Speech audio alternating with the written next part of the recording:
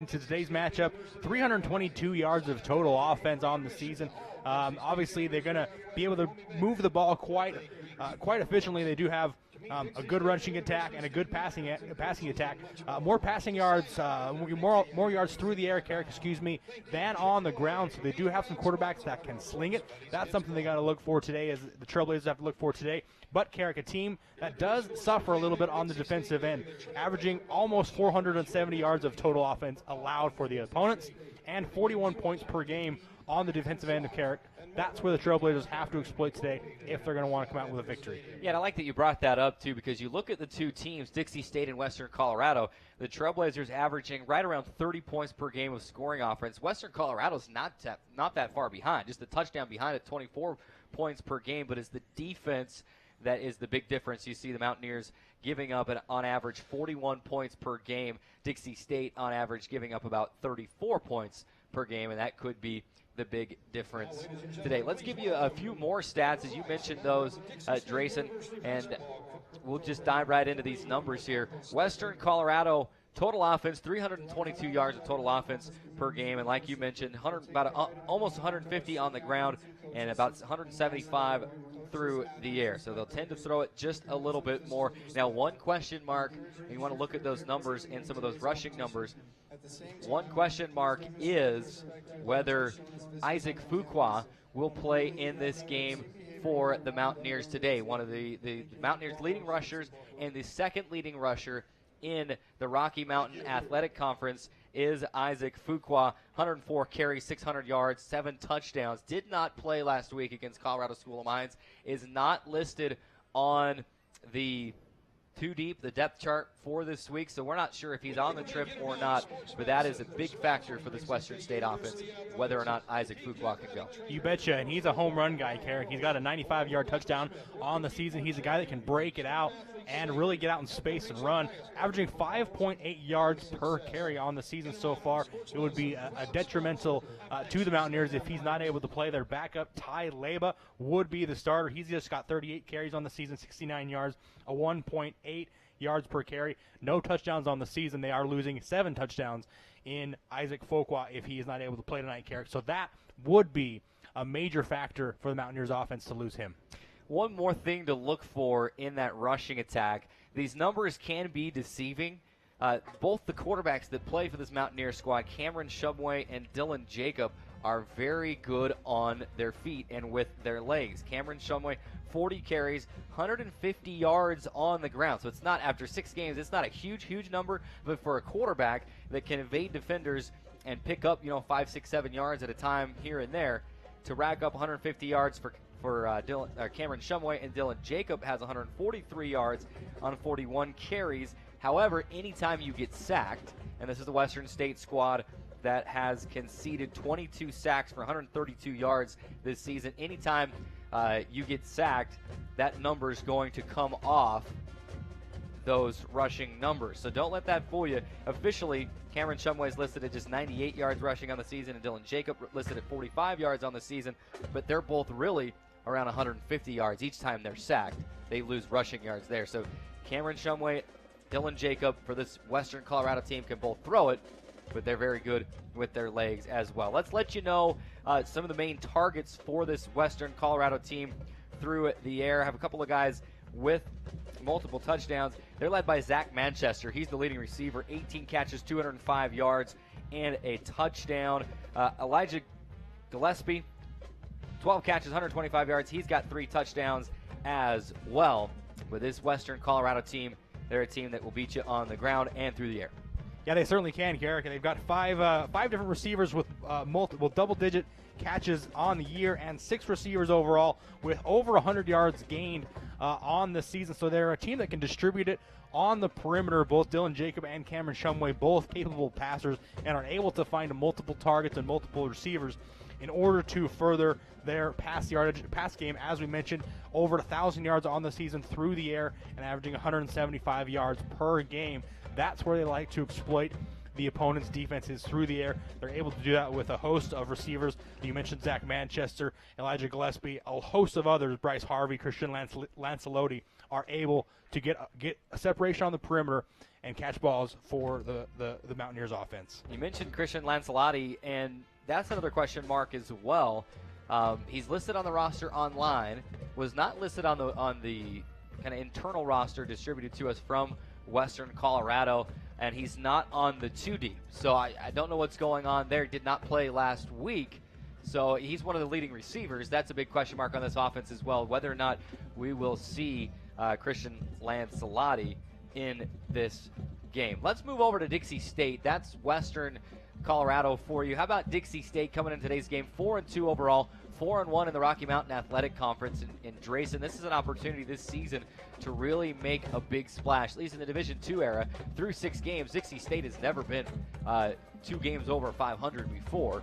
The 2 losses so far for this Trailblazers team came to, on a number 14 Colorado State Pueblo week 1, and then to number 2 Grand Valley State last week, in which I felt like Dixie State really held its own last week at Grand Valley State and added a couple touchdowns late, losing that game 35-14. But this is the Dixie State team that has an opportunity to really do some great things the rest of the year. You said it, Carrick. They held their own against Grand Valley State, the number 2 team in the country. I mentioned it on Trailblazer Weekly last Wednesday. They represented the school well. If you're a football fan of Dixie State, you have to be proud of the way they went out and competed in Allendale, Michigan against the number 2 ranked team in the country. They come into this game, and I want to see if they can do a lot of the things that they did last week against Grand Valley State. Carrick, we mentioned on the show, for the Trailblazers, only five penalties for 17 yards last week. I want to see if they can maintain those penalties to a low number like that.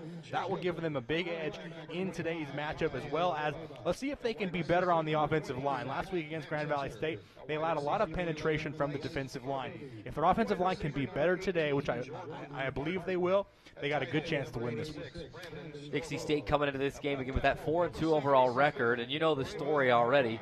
After defeating South Dakota Mines on September 22nd, that was the best start in the D2 era. Then they added to that and went to Black Hills State on September 29th, winning 41-38 in a roller coaster game there in Spearfish, South Dakota. That equated the longest winning streak in the Division II era for Dixie State and propelled this team to 4-1 overall. And then that loss, as you can see on your screen for you TV and internet viewers, that 35-14 loss at Grand Valley State pushed Dixie State to the 4-2 record. And today we've got Western Colorado in town. How about some key players for Dixie State? Look at some numbers as well. Of course, the Trailblazers through 6 games, averaging 408 yards, just about 410 yards of total offense, and that breaks down to 217 through the air, 175 on the ground. And so there have been a little bit more through the air so far this year, Drayson, than on the ground. But the run game is so critical to this Dixie State team. If you look at the numbers, this is kind of one of those Dixie State football by the numbers. I know you love these types of things. You know, what's their record when they tie their left shoe first and when they got off the right side of the bed that morning. But Dixie State this season, when they have more rushing yards than the opponent, 3-0, have not lost. So that run game is critical for this Dixie State offense. And I've always said that when you're looking at a game, Carrick, you always want to, for me personally, I always want to look at the rushing attack for both teams. Whoever can control the ground game, in my opinion, has a good chance to win the ball game. That's been evident with the Trailblazers this season when they have been able to outrush their opponents. They are undefeated, a perfect 3-0 on the season. And obviously, the Trailblazers' run game is backed by Seijay Luongo. 104 carries on the season, 515 yards, 484 net yards, 4.7 yards per carry, and 5 touchdowns for Seijay Luongo, the lead back for the Trailblazers. Want to see if he can rebound from a kind of a tough week last week against Grand Valley State. I want to see if he can rebound and maybe get over 100 yards today. That would be key for the Trailblazer offense if they're able to get him going early in the game. Yeah, Seijay Luongo. Another interesting fact about Seijay, and you know, I'm not really a superstitious person, but every once in a while I get feeling like, I don't want to bring this up, I don't want to jinx him, but you know, we're going to throw it out there. It's in the game notes this week. CJ's chasing some history, moving into the number 2 spot in the Dixie State career rushing yards. That was during the Black Hills State game that he passed both Blake Barney and Adam Wells. He currently sits with 1,437 career rushing yards and needs 285 more. So you would expect him to do that by the end of the season to become that Dixie State career rushing leader. The current leader is DeJon Coleman, played here 2015 and 2016, and he finished his 2-year career with 1,721 yards. And as you see this program get built into more and more of a juggernaut and a powerhouse, you're going to see those numbers go up and up and up. CJ is going to take that career rushing mark to, we'd like to see it up around 3,000 by the time his career's done here at Dixie State, with 5 games left this year and then his senior season next year as well. You'll see those numbers get bigger, but CJ has an opportunity to make some history this season, so he's critical to the running game. But how about Lawrence Starks this year as well? Starks has held his own as a freshman. If you take a look at his numbers and what he's been able to do, Starks 59 carries, 328 yards, and 3 touchdowns as well, just a freshman. So I think you got CJ, and then you're seeing kind of that future of the running attack at Dixie State as well with Starks. Let's talk about the passing game.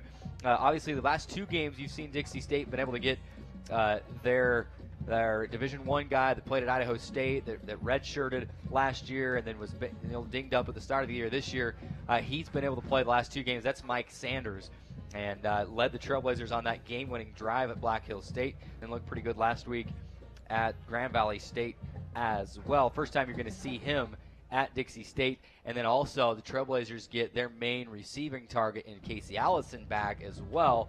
He had not played all season and had a touchdown catch last week at Grand Valley State. Yeah, it's a prolific offense through the air as well. Like you mentioned, Michael Sanders leading that from the quarterback position this season so far, obviously with Trent Darms and Easton Smith. Those 3 are all been kind of splitting time at the quarterback position. You got a slew of wide receivers as well that are certainly capable. You mentioned Brad Duran. You talk about Xavier Smith, Connor Miller. You mentioned Casey Allison. Trailblazers have a lot of talent on the perimeter, a lot of speed guys, a lot of possession guys, a lot of different types of receivers that can play the game in a different way. You have someone like Brad Duran, a shorter guy who can kind of be a possession receiver like that. But then you also have a guy like, Giovanni Sanders and people like that who are a little bit different speed guys, a little bit different kind of versatile, unique guys that can really affect the defense through the air. Dixie State and Western Colorado set to do battle. Let's touch defensively for the Trailblazers quickly, allowing 418 yards of total defense. You'd like to see that number dip down just a little bit, but they'll try to do that today, conceding 201 yards on the ground and 217 through the air, which they gave up quite a few passing yards in the last couple weeks. That's something that's been a strength for this Dixie State team, but they've had some guys hurt in the secondary as well. I've not seen Jalen Moore for a few weeks. He's an all-RMAC guy the last couple of years, and I don't know if we'll get him back or not today, but as you start adding guys back in like that, that passing defense will get a little bit better. But Dixie State defensively, Abraham Reinhardt, the redshirt junior linebacker, leading this team with 41 tackles. Mike Jones with 36 tackles out of the secondary. Trayvon Watson with 33, and then Shiloh Pritchard with 31. Remington Kelly, the top tackler on the defensive line, he's got 18 tackles. It's good to see a couple of linebackers in there atop the leading tacklers. The last few seasons, it's been a Colton Olson or a Mike Jones back in the secondary. It's always a little bit of a problem when your safeties are your leading tacklers, because that means that everybody's getting through your defense. So those are your leading tacklers for this Dixie State defense. We got to take a break here in just a minute, but your thoughts on this Dixie State defense, what you'd like to see it accomplish in this game today, Trace? Well, we talked about this a little bit on the before the pregame show, Carrick, and one thing that the Trailblazer defense has been very good at though so far this season is forcing turnovers. Currently, the Trailblazers are +8 in the turnover category. Obviously, that has to do a little bit with your offense, but also a little bit with your defense as well. Getting fumbles, getting interceptions, things like that. I want to see them make some big plays on defense today. Maybe get an interception, maybe get an early fumble recovery, something like that will be able to turn over into their offense and get out to a good start on defensively this game. We are quickly approaching the national anthem inside Trailblazer Stadium, currently slated, and I'm not sure if maybe the wrong amount of time got put up on the clock, if it got started late. We're currently slated for a kickoff that's going to be a few minutes after 1 o'clock, but that's okay. We're going to get a football game in one way or the other. Let's give you the series history between these two teams, between Dixie State and Western Colorado. This is just the third meeting between the Trailblazers and the Mountaineers. Teams first met right here in the stadium on October 1st, 2016, with Dixie State earning a hard-fought 28-20 victory over Western Colorado. And that was a Mountaineer team that had Austin Eckler on its roster. And have you heard that name anywhere in the last couple of years? San Diego Chargers. A D2 guy that has playing a big role in the NFL for the San Diego Chargers, the Los Angeles Chargers. Excuse me. It's Los Angeles Chargers. Right. They had to catch that as well. But so he was right here. He played in the stadium a couple years ago. Dixie State was able to slow him down quite a bit and earn a 28-20 victory in that first meeting between the two teams. They went to Gunnison last year, and it was a back and forth. It rained, downpoured in the second half, was soggy, and Dixie State able to get out of Gunnison in the Mountaineer Bowl with a 15-12 win last season. And now Dixie State a 2-0 overall lead in the series. We got to take a break. Let's make it a 2-minute timeout for the national anthem. When we come back, we give you some keys to the game. We'll also take a look through the RMAC and some starting lineups to you, brought to you by Lonnie Boys Barbecue, and get you set for kickoff. Dixie State, Western Colorado, 2-minute break, and back to Trailblazer Stadium.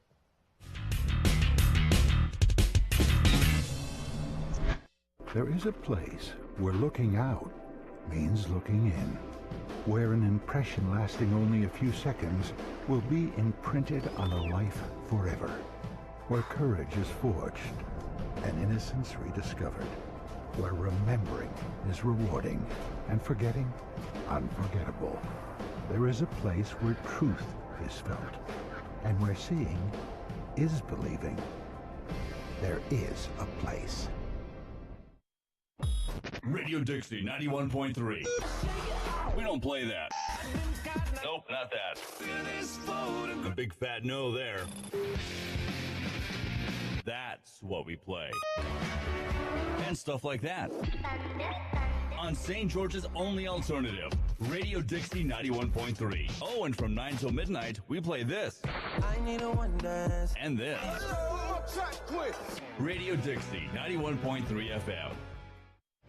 For over a century, Dixie State University has been shaping the trailblazers of tomorrow by providing a culture of active learning, active life. With a paradigm of real-world experience mixed with cutting-edge technologies and rich traditions, we provide one of the most affordable educations in the West, set against the most stunning backdrop on the planet.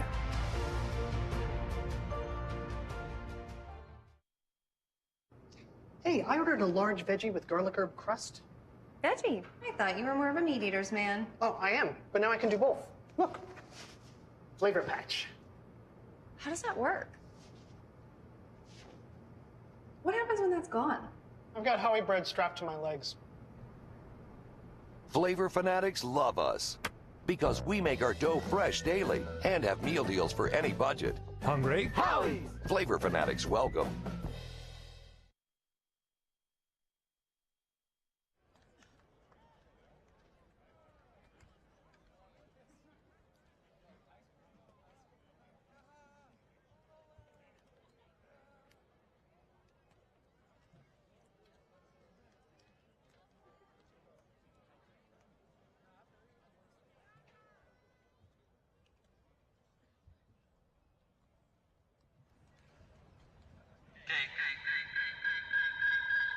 Here's the coin. This is the head. This is the tail. I got that? Okay, what are you going to call? Is he calling? Okay, Western. What'd you say? He said tails. He called tails? It is a tail. We're going to defer. Western State has won the toss and will defer until the second half.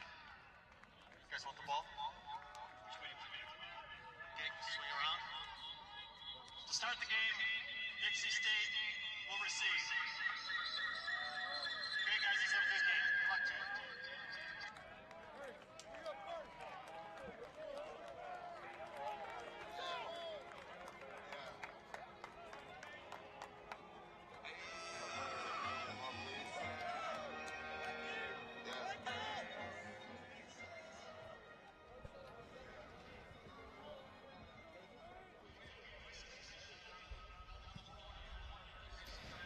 Welcome back to Trailblazer Stadium. Carrick Sagamore, the Drayson Ball with you inside the broadcast booth, and having a few technical difficulties on our radio side, but do want to welcome our listeners in on KEJJ 98.3 FM in Gunnison, Colorado. I believe they're pulling the audio just right from our video stream today, so we want to welcome any listeners we have on that station. Drayson, quickly, you saw the coin toss. Let us know what's going on here. The Mountaineers won the coin toss. Carrick, they elected to defer until the second half. The Trailblazers will receive with their backs at the north end zone. So let's play some football. We'll get you some keys to the game as after this kickoff, as well as some starting lineups brought to you by Lonnie Boy's Barbecue. Of course, Mountain America sponsoring our keys to the game so far this season and throughout the rest of the year. The Mountaineers set to put this one into play. Chandler Davis standing over it at his own 35-yard line. And, of course, as always, back deep to receive for the Trailblazers, Elijah Isaiah and Isaiah Wooden. You got the two Isaiahs back there. One the first name, one the last name. Drayson, final thoughts before we play some football? Like I said in the pregame show, Carrick, obviously we want to see the defense be the catalyst to this game for the Trailblazers. We want to see if they can get some early turnovers, maybe a forced fumble recovery, something like that, to be able to propel their offense to get off to a good start. A little bit of a delay on the field. I don't know, maybe a scoreboard issue. What's going on? The scoreboard currently reads 50 minutes instead of 15. Not sure. There we go. Now it's at 15. Let's play some football. Dixie State, all red. Red helmets, red tops, red jerseys. Of course, the blue stripe down the leg. The Mountaineers, white tops, white jerseys, silver helmets. They've got some numbers that aren't super friendly clear up here in the booth. It's a silver number with a red outline, but with a bright sun, it's hard to see. We're about in the low 70s. Beautiful football weather. Let's play football at Trailblazers Stadium. Chandler Davis puts a foot into it. It will be short and returnable. Isaiah Wooden from the near side of the 5-yard line. Moving his way center of the field, trying to cut it outside. Bounces off one tackler. Back into the middle. Change directions. And he'll be back out just short of the 20-yard line to the 19-yard line. That is where Dixie State will start this drive. Quickly, some Mountain America keys to the game for you. And I don't know if we can put those up on the screen when we get a chance as well. You see the return as Wooden taken to the ground. I don't know if we can put those keys to the game up on the screen still, but Dixie State in this game, you've got to start quickly. You want to play smart. There we go. Play smart, establish the run game, and play sound defensively are your Mountain America keys to the game today. Mike Sanders in the backfield. Play action with C.J. Luongo. Will fire out of the backfield. He's got Casey Allison, his second catch of the season, making the catch near side. First down yardage and more, just shy of the 40-yard line. A good start for the Trailblazer offense. Michael Sanders with a little play action in the backfield is able to stick in the pocket against some pressure and find Casey Allison on the near sideline for a big first down pickup for the Trailblazers to open their first drive. And that's a connection that we've been waiting to happen all year with both Sanders and Allison being hurt. First down and 10 for the Dixie State 38. Flags fly. Mountaineer defensive line pointing. False start. Number 58. Offense. 5-yard penalty. Still first down. You get the call from our referee, Rick Cole, down on the field. The Dixie State, first down and 15, moving backwards after the false start penalty. 14-10 to go in the first. Trailblazers will line it up. Twins to either side. Sanders. Slant pass inside to Xavier Smith. It goes for just 2 yards. He was hit immediately. Yeah, just a simple little slant route. Michael Sanders able to find Smith immediately. You see the defender playing off them, but able to recover well. They're going to sniff this out quickly. There's a good tackle there near the 35-yard line. Dixie State out to the 35. It'll be second down and 13 after the 2-yard pickup. Luongo in motion, now empty backfield for Sanders. Trips to the far side. Sanders calling for the snap. Gets it. 2-step drop. Fires complete across the middle. Ball comes out late. He's got to be marked down. Either that or incomplete. It's going to be incomplete pass. Is that DeJuan Dantzler? DeJuan Dantzler making the catch. Ball came out looked like it could have been maybe a catch, but the big hit pops it out. They say incomplete. Yeah, just a route here by Dantzler, who just finds a pocket in the Mountaineers defense. Not able to bring that ball in, however.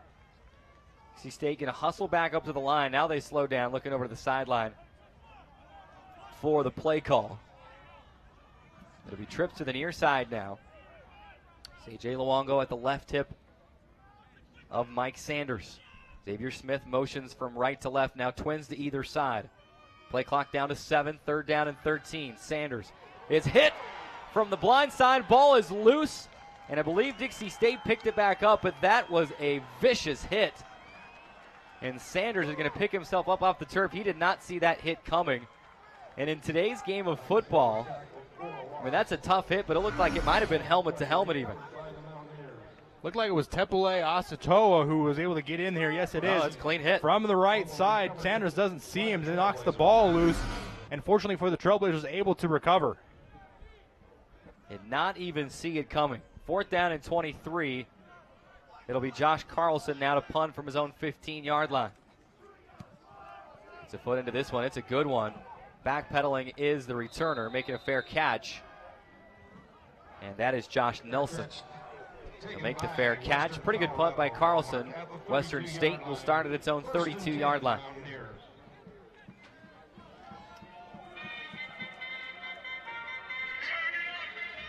Dixie State, for one first down on that drive. And then a penalty.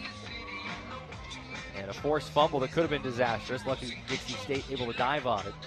And here comes the first down of this, first possession of this game for Western Colorado. It'll be Dylan Jacob, your quarterback. 2 receivers to either side. He'll leave it with the tailback.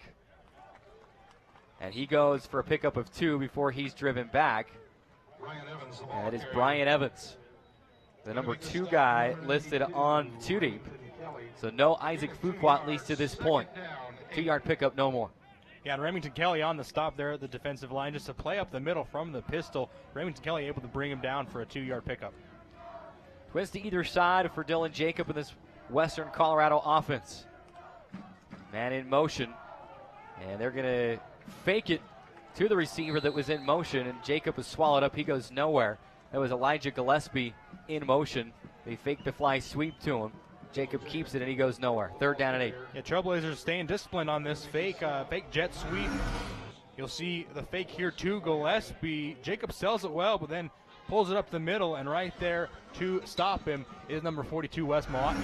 3rd down and 8. Jacob flushed out to his right side and throws it to get rid of it as he's being brought down. Anthony Yarbrough, Alex Lilliard, both in the neighborhood. Passes incomplete.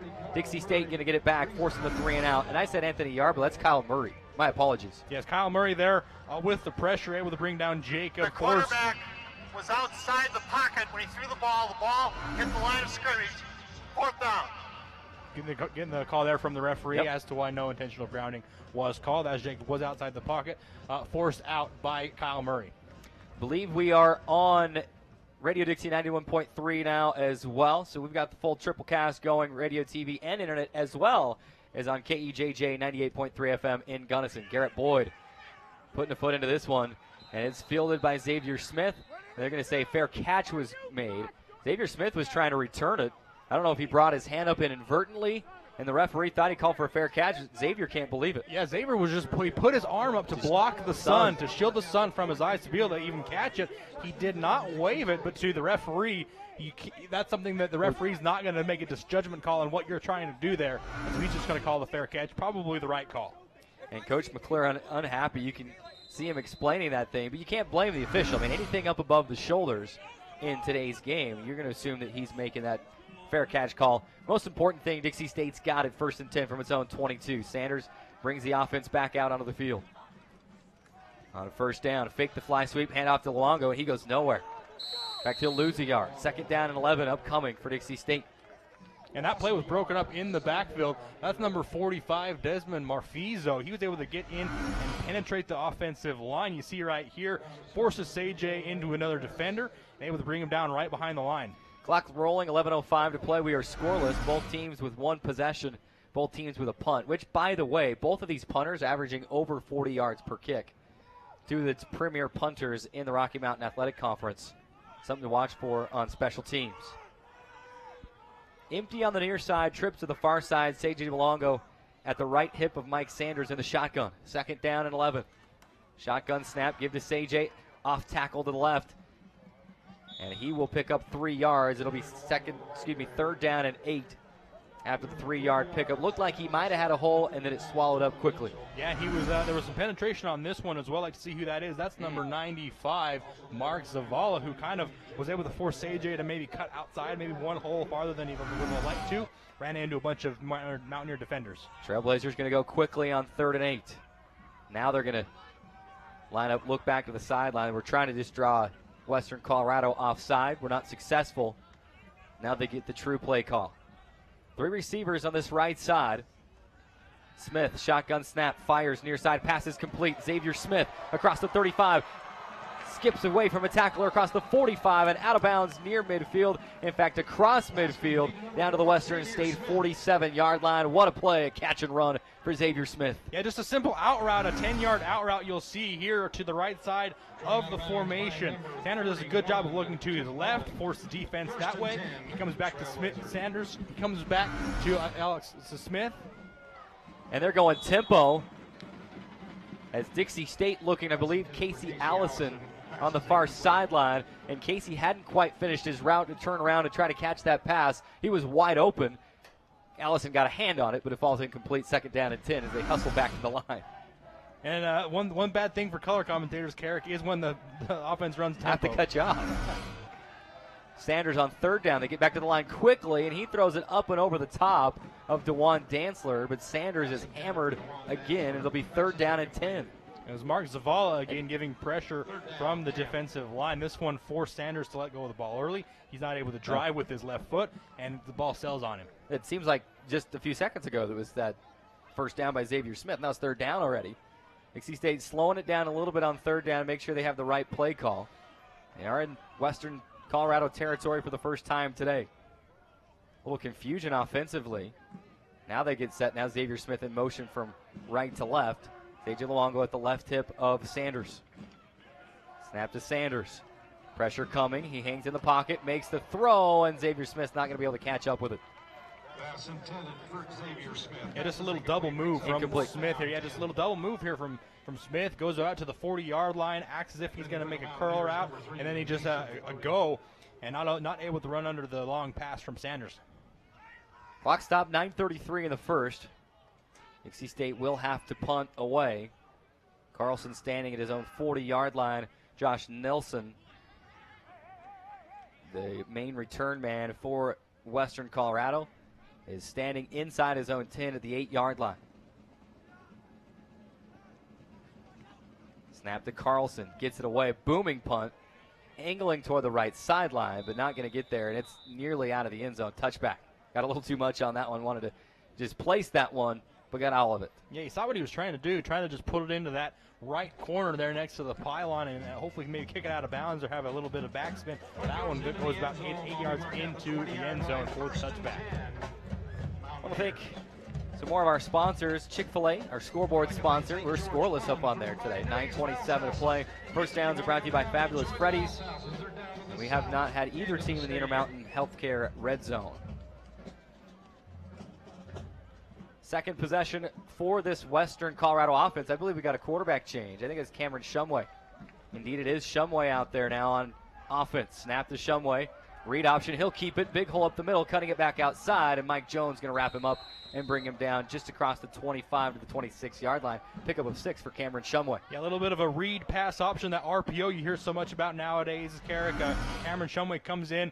You see the fake there, and he'll just keep it. Goes to the left side of the formation. A tough guy to bring down. Cameron Shumway, a 6'6" quarterback out of San Juan High School. Here in Utah. Blanding, Utah. Here in Utah. In fact, redshirted his freshman year here at Dixie State. Feels like forever ago now. Now Dylan Jacobs back into the game. On 2nd down, he's flushed out of the pocket. He'll have to tuck it and run, and he reaches out. Did he get the ball across the marker for the first down? Indeed he did. Needed 6. needed 4 and picked up about 6 and a first down for Western Colorado. And it was Abraham Reinhardt, the first one to get there and force him out of bounds, but not before Jacob can get out to the sideline. Gets a stiff arm there. That gets him a couple extra yards, propels him for the first down. 8:43 and rolling here in the first quarter. Dixie State and Western Colorado battling it out. Dixie State looking for its 5th win of the season. Snap to Jacob. Play action. He'll roll out to his right. Dumps it inside. Ball popped out, and was it intercepted off the tip? No, they're going to say incomplete. Pass was intended for Gillespie, and a Dixie State player there nearly had the interception. They're going to say hit the turf. Yeah, clever play call here from the Mountaineers. You're going to see Jacob roll out to his right off the play action. Gillespie's coming from the weak side of the formation from the left all the way across the field. Not able to bring that one in, and it hits the turf before the Trailblazers can pick that one off. Yeah, Darren Jones nearly had it, but the nose of the ball did fall down. Western's going to hurry now. They'll hand off, end around, and he gets around everybody. First down yardage out to the 50. And they're going to mark him out of bounds shy of the 50 at the 48-yard line. But that's Brian Evans again. They went some misdirection. They didn't expect Evans to have it. Yeah, he was supposed to cut it up there. It looks like it does maybe a little off-tackle play, but he's able to bounce and get to the corner, get to the outside. Mountaineers hurry back up to the line, and Jacobs going down. He's sacked for a loss of 2 on that play. Good defense in the secondary. Sebastian Martini going to get to him in the backfield for the sack. Yeah, Sebastian DiMartini on the sack in the backfield there. His 12th tackle, his 13th tackle on the season. 7:45 and rolling. Both teams want to go quickly. And DiMartini's 3rd sack on the season as well. Dylan Jacobs still your Western quarterback. On 2nd down and long, slant route across the middle, complete, just shy of the marker. Needed 13, and he picked up 12. That's complete, number 18, Jordan Barton. Jordan Barton making the catch, and he's hit just shy of the marker, 3rd down and 1. Western Colorado looking very good offensively on this drive. Yeah, and you'll see here, Jordan Barton just gets there into the kind of a bubble in the defense and able to just kind of plant his feet and just make himself available for the chunk yard play. Dylan Jacobs still your quarterback. No, it's Cameron Shumway, and he's going to get the first down and a couple more. Cameron Shumway, he's always fired up to play here at Dixie State. Mentioned earlier, he's from Utah, redshirted here, and then went to Western Colorado, for better opportunity. Read option this time. He'll leave it with the tailback, and he's swallowed up. He loses just a yard. Ends up 5 yards in the backfield. But forward progress, he loses a yard.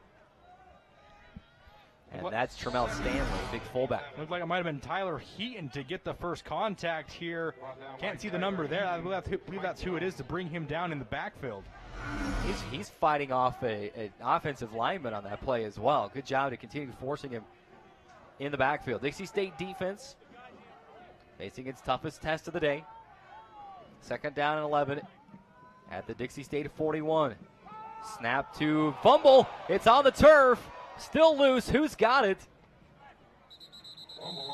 As they tried to pitch it out, it's going to be 3rd down, recovered by Western Colorado. Boy, a lot going on that play. A lot going on that play, Drayson. It looked like Dylan Jacob was lined up kind of to the side, and they snapped it to him, and then they tried to pitch out to the left side, and it got away from him. Yeah, it just looked like a little simple, quick pitch to the left, but the running back not able to handle. It looked like he might have ran. It looks like a bad snap, and then kind of just a weird, like a frisbee toss. The running back drops it, picked up by Dominic Chance. Jacob, your quarterback, on 3rd down and 13. 2 receivers either side, and we've got movement on this Western Colorado line of scrimmage, and that's Elijah Gillespie. False start. Offense, number 1, 5-yard penalty. Still 3rd down. I'll tell you what's interesting about that is Gillespie flinched, and then no flag flew, but he was expecting it to come, so he kind of got up out of his stance and took a couple steps, and then that's when the flag flew. I think the referees were going to let the first flinch go, and then he thought it was going to be called. And now it's 3rd down and 18 for Western. Jacob, shotgun snap. Screen pass out of the backfield, Evans. makes the catch and will get 5 yards back, but it'll be well shy of the first down. And a pickup of 5 yards. 3rd down and long. Western Colorado will have to punt. And a great open field tackle here by Darren Jones of the Trailblazer defense. You see the just quick pass out to Evans. He's trying to make Jones miss. He's not biting on the fake. He's able to wrap Evans up at the angles and bring him down short of the first down. Garrett Boyd out on to punt. Excellent punter. He'll put this one up. Fair catch this time, a legitimate fair catch called by Xavier Smith.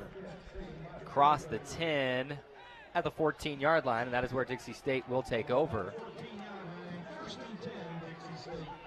Some extracurriculars after the play, no flags that I can see. It looked like JT Anderson was tangled up with a Western Colorado player after that play. Yeah, not sure what was happening there. Might have been just a little bit of activity after the whistle. Tangled up with Quincy Campbell, a linebacker out of Grand Junction, Colorado.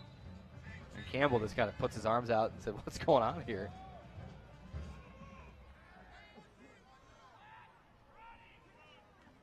Quarterback change for Dixie State. It's Easton Smith. And he'll hand off on first down to C.J. Luongo, and he's going to pick up the first down. Needed 10, got 10 exactly. His best carry of the game. Easton Smith out there playing quarterback now. And of course, they know that Smith is can be a little bit more mobile than Mike Sanders, and so that adds just a different element to the offense. And you really have to watch for those read option runs. On first down again, same play. C.J. Luongo spinning out of a tackle, and he'll get 10 yards, 11 yards, and another first down. And this is one thing that C.J. Luongo does better than any of the other running backs on the Trailblazer team is he's just able to make the first guy miss. You see he gets it here, hit almost immediately just past the line of scrimmage. He spins off of that tackle. They're able to keep going. Lawrence Starks now in at running back at the right hip of Easton Smith. Play action, fire across the middle, pass complete to Xavier Smith, and he'll dance across the 50-yard line and is brought down at the Western Colorado 49-yard line. Dixie State 3 plays, 3 first downs on this current drive. Yeah, and trips to the right side was able to allow Xavier Smith to just kind of get out in the flat on this one and able to get a big chunk of yardage for a first down. Starks still your tailback. Kind of a pistol formation. Starks is off to the left just a little bit. They're going to give it with Starks. Starts up the middle. And then right at the numbers, tries to cut it upfield, and he's met after a pickup of 2 yards. 2nd down and 8, down to the Western Colorado 47. And this play was originally designed to go more up the middle in between the tackle, but you see here Starks reads that the play has collapsed. He tries to bust it to the outside, and as he cuts up, he's met by a host of Mountaineer defenders. 2nd down and 8. Pistol formation. Snap to Smith in the shotgun. He'll leave it with Starks. Shuffles off to the left, still moving the feet. And is stopped after a pickup of 6 yards. It'll be 3rd down and 2, down to the 41. Yeah, good play by Starks here, just able to kind of get into the hole and make little small cuts to get the extra yards. You'll see here one cut there, there's another cut there, and then he just bull rushes one defender to get a few extra yards there to force 3rd down and 4. Smith on 3rd down and 4. A lot of options for 3rd and 4. Trips to the near side. Looked like they had their play they wanted to call. Smith saw something he didn't like. Everybody looks over, and they might have changed something. Snap to Smith. He's going to fake the pitch and just keep it, and he's going down. Not sure what happened on that play, but he's going to lose 2 yards back to, or 3 yards back to the 45-yard line. It looked like they might have changed the play. They saw something they didn't like. And then they're stopped. Loss of 3. Yeah, the hole collapsed quickly there on, and that's Jacob Benegas who was able to bring him down for a loss there. Carlson standing back at his own 43. It'll be Nilsson standing at his own 10. Not too far from where Carlson got the punt from just a minute ago. We'll see if he can arc this one and place it just a little bit better. End over end kick. Nelson will call for a fair catch, and he'll make it at the 6-yard line. And that's more of what they wanted to do on the last one. It'll be a long field for Western Colorado. Yeah, you saw a different strategy here for the Trailblazers for Carlson. Just kind of puts the ball vertically to get to the ground, drops it, and that's what is able to get that end over end kick. it makes it so that it doesn't travel as far, and the Trailblazers defense will take over there at the 6-yard line. Again, want to welcome in any listeners we have in Gunnison, Colorado, and KEJJ 98.3 FM. Excited to have you along for the ride and to take our feed. Hope you're enjoying the broadcast today. Beautiful day for football here in St. George. It's right around 70 degrees. Was down on the field, plenty warm. I've heard that back in Gunnison, Colorado, they've already got some snow on the ground, so it was a beautiful place, but no offense, we're glad we're not there. On first down, handoff off tackle to the left. They'll cut it up in the middle. And after all that running, just a pickup of 1. Didn't quite catch the number on that, Trace. Did you see who that was? It's 25. Ty Leba. Yeah, and the tackle here is made by Trayvon Watson. He just is able to stand up Leba there right near the line of scrimmage. The only pickup of 1, maybe 1.5. So Western Colorado using a ton of different players offensively here at most positions. Quarterback included. Still Dylan Jacob. Sticks it in the gut of the running back of Leba, and then pulls it back out, and he'll run around the right side for close to 4 yards. It'll be 3rd down and 4, maybe a long 3 upcoming, and there will be one more play. Game clock at 37, play clock at 30. Another one of those RPOs from Jacob. He just puts the ball right into the gut of Leba there, and I thought he was going to give it to him for a second, held on to it maybe a little bit longer than he would have liked to, able to get to the outside, but brought down by Remington Kelly there for a short pickup. Ball at the 13, line to gain is the 17, 3rd and 4. Jacob claps his hands, get the snap, pass is tipped, and not intercepted. Ball is going to hit the turf. Malaki, the linebacker, the freshman, able to tip that pass, and the ball was coming right down to him. He just couldn't quite get back under it to make the interception. Yeah, Jacob doesn't see Malaki here. He's able to get his hands on it. Pretty easy tip drill there. Goes a little bit away from him, not able to grab it, but forces a 4th down and a punt for the Mountaineers. Of course, a dangerous punting situation with 10 seconds remaining. Likely see Dixie State bring the house here on 4th and 13. Boyd punting from his end zone. He'll get it away quickly. No chance for a block. High arcing punt will be fielded by Xavier Smith, and he's hit immediately at the 45-yard line of Dixie State. And they're going to mark him at the 46.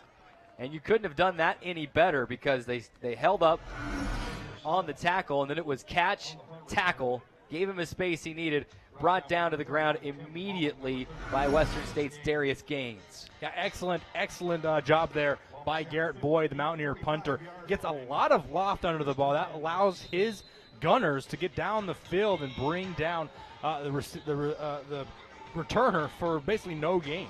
3.2 seconds remaining in the first quarter. This will likely be the last play of the first period, and we're scoreless. Up on the Chick-fil-A scoreboard. Easton Smith, your quarterback for the 2nd consecutive drive. Luongo motioning out from the right hip, out to the right side at the numbers. Smith flushed out to the left. Loads up, lofts it, catch is made, but he's out of bounds, far side, and that will end the first quarter. Casey Allison making the catch, but he's too far out of bounds to get a foot on the green grass. 15 minutes of football in the books here at Trailblazer Stadium, and we are scoreless on your Chick-fil-A scoreboard. Dixie State, nothing. Western Colorado, nothing. Let's take the 60-second timeout and come right back on the Trailblazer Football Network.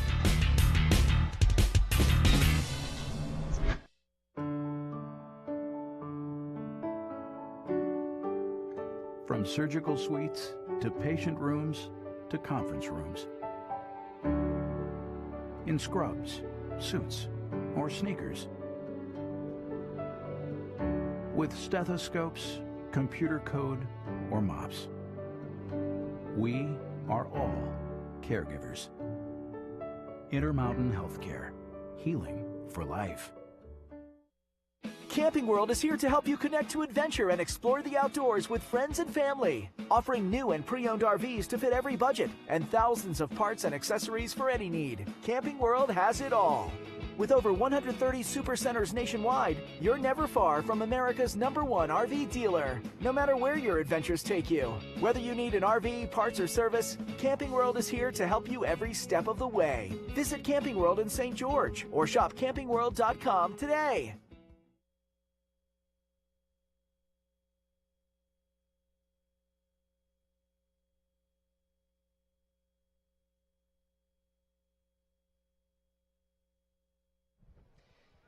Welcome back to Trailblazer Stadium. 15 minutes up on the second quarter clock.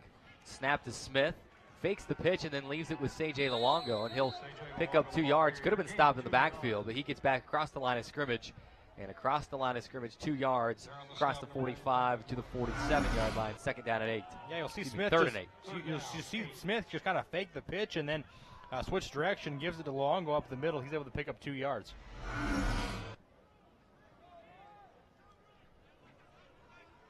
Third down and 8. Dixie State trying to keep this drive alive. They'll take their time on the play. Trips to the left side. Snap to Easton Smith. Pressure comes quickly. Fires to the outside, and it's incomplete. Pass intended for DeJuan Dantzler. A little bit too high. He couldn't get up to it. And another punt for the Trailblazers. And the pressure was given by Will Lydell. That forced the ball to sail high on Easton Smith. No chance for DeJuan Dantzler to catch that when the Trailblazers were forced to punt. After 1 quarter of play plus 2 plays, Dixie State 85 yards of total offense, 50 yards of total offense for the Mountaineers. Trailblazers averaging 43 yards a punt as Carlson boots this one, and Nelson's just going to let it bounce. Thought about picking it up, and it'll take a Trailblazer roll inside the 10 down near the 7-yard line. Nelson thought about fielding that one, then thought better of it, got out of there. Yeah, I must have thought it might have bounced into the end zone. This one, however, does check up just enough to allow the Trailblazers to force the Mountaineers inside the 10-yard line for the second consecutive drive. This drive will start at the 8. Last drive started at the 6. The Trailblazer defense was able to force a 3-and-out. We'll see if they're able to do the same thing here. 7 combined possessions in this game, 7 punts. Who will break this scoreless draw? We'll find out. Another 90-plus yard field for the Mountaineers. They start at their own 8-yard line. Teams flip directions now. It will be Western Colorado moving left to right. That's north to south. They'll leave it with the big fullback. He goes for a couple of yards and no more. Second down and 8. Yeah, that's Brian Evans, just as a dive up the middle, is able to get a few yards, but brought down right near the line of scrimmage. Just gets just across the 10-yard line. You'll see it here. Able to make a few guys miss and power forward for 3 yards. Second down and 7. They'll swing to the left side, and a hit is made immediately. It goes nowhere. In fact, loses 3 yards back to the original line of scrimmage. It'll be third down and 10 as they swung it to the left side, and a hit was there immediately. Tremendous play from Darren Jones. He sniffs this play out, just blows by the blocker designed to pick him up, and able to blow this one up way in the backfield. Like they're going to, well, that ball is marked. They're marking a loss of 4, so it'll be third down and 11. Well, now they move it back the other side. Third down and 9. They can't decide where to mark it. Third and 9 officially. 2 receivers to either side, and lined up in single file formation. Jacob, pressure coming. He's brought down and just in front of their own end zone at the 2-yard line. No safety, but a punt from the back of the end zone forthcoming for the Mountaineers. And that was Nazi Salih, the first one to get there from the Trailblazer defensive line. You'll see coming in from the right side of your screen there, able to trip him up, and then Wes Moa'i able to finish him off right near the goal line. Garrett Boyd standing right at the back of the end zone, making sure his heels are not out of bounds. He'll get this punt away. It'll be fielded on the Trailblazer side, the Mountaineer side of the 50. A fair catch made by Xavier Smith, but the best field position of the day for the Trailblazers as they start at the Western Colorado 44-yard line. Yeah, good punt here just by Garrett Boyd, able to just get this one off. Kind of just had to hurry and rush it as he was backed up inside his own end zone. But a decent punt. Trailblazers will take over first and 10 at the Mountaineer 44-yard line. Of course, we'll give you some RMAC updates during our InfoWest halftime report. A lot of good games on the docket today. Mike Sanders back in as your Dixie State quarterback. Both teams kind of go back and forth between their 2 quarterbacks that have different skill sets. Sanders back in on first down. Blitz coming. He gets rid of it to Seiji out of the backfield. Makes the catch, gets a block across the 40, 35, 30, First down and then some, a pickup of close to 15 yards on the pitch and catch from Mike Sanders to A.J. Luongo. Yeah, screenplay run here to Luongo. A very good job by Sanders, able to avoid the rush here. You'll see Luongo just turn around. Sanders finds him. Luongo able to bring him in, and a big pickup on first down for the Trailblazers. Clock rolling, 12:05 to go in the second quarter. Dixie State approaching the Intermountain red zone for the first time today. Pistol formation with Luongo behind Sanders in the shotgun. Empty on the left side. Trips to the far side. Handoff to C.J. Luongo, and he is blown up in the backfield. He loses near 4 yards. Mark Zavala, we've called his name a lot on the first quarter plus, and he's able to just get there unblocked off the left side of the formation and bring Luongo down for a loss of 4. Zavala, that'll be his 10th tackle for loss of the season. Snap to Sanders. Swings it inside. Xavier Smith making the catch, and he'll dance away from a few defenders. Gets it back across the original line of scrimmage. And is brought down in the middle of the field just shy of the 25-yard line. At least it'll be third and manageable now. It'll be third and a long 6, it looks like, for the Trailblazers. Yeah, and a good job here by Smith just to follow his blockers now. Just kind of comes right off the backside of his blockers, able to pick up a handful of yards. Well, I just saw a screenshot. New Mexico Highlands is at Black Hill State in South Dakota today, and there's snow on the ground. Dixie State grateful they made their trip out to South Dakota before that weather arrived. Beautiful here. Snap to Sanders. Pass is made, and it's a batted ball. That should be an incomplete pass. That should not be a fumble, and it will be an incomplete pass, but they waited forever and a day to blow the play dead. Put down. Fourth down. Yeah, so you'll see here penetration. That is tough to see a number on that. That looks like number 35 for the Mountaineers. That's Darius Gaines, who gets his hand up and knocked that one back in the backfield. It's 4th down and 6, but the ball is at the 25-yard line. So you're looking at about a 42-yard field goal attempt from where the ball is at this point. And Dixie State is going to keep the offense on the field. They're making a late change. They may have to burn a timeout. They're going to. Play clock down to 3, 2, 1. They will burn a timeout with 10:31 to go. They'll Timeout, Dixie State. First timeout of the half. have the opportunity to decide whether to kick it or whether to go for it. They'll take a 30-second timeout, just a 30. Come right back to Trailblazer Stadium on the Trailblazer Football Network.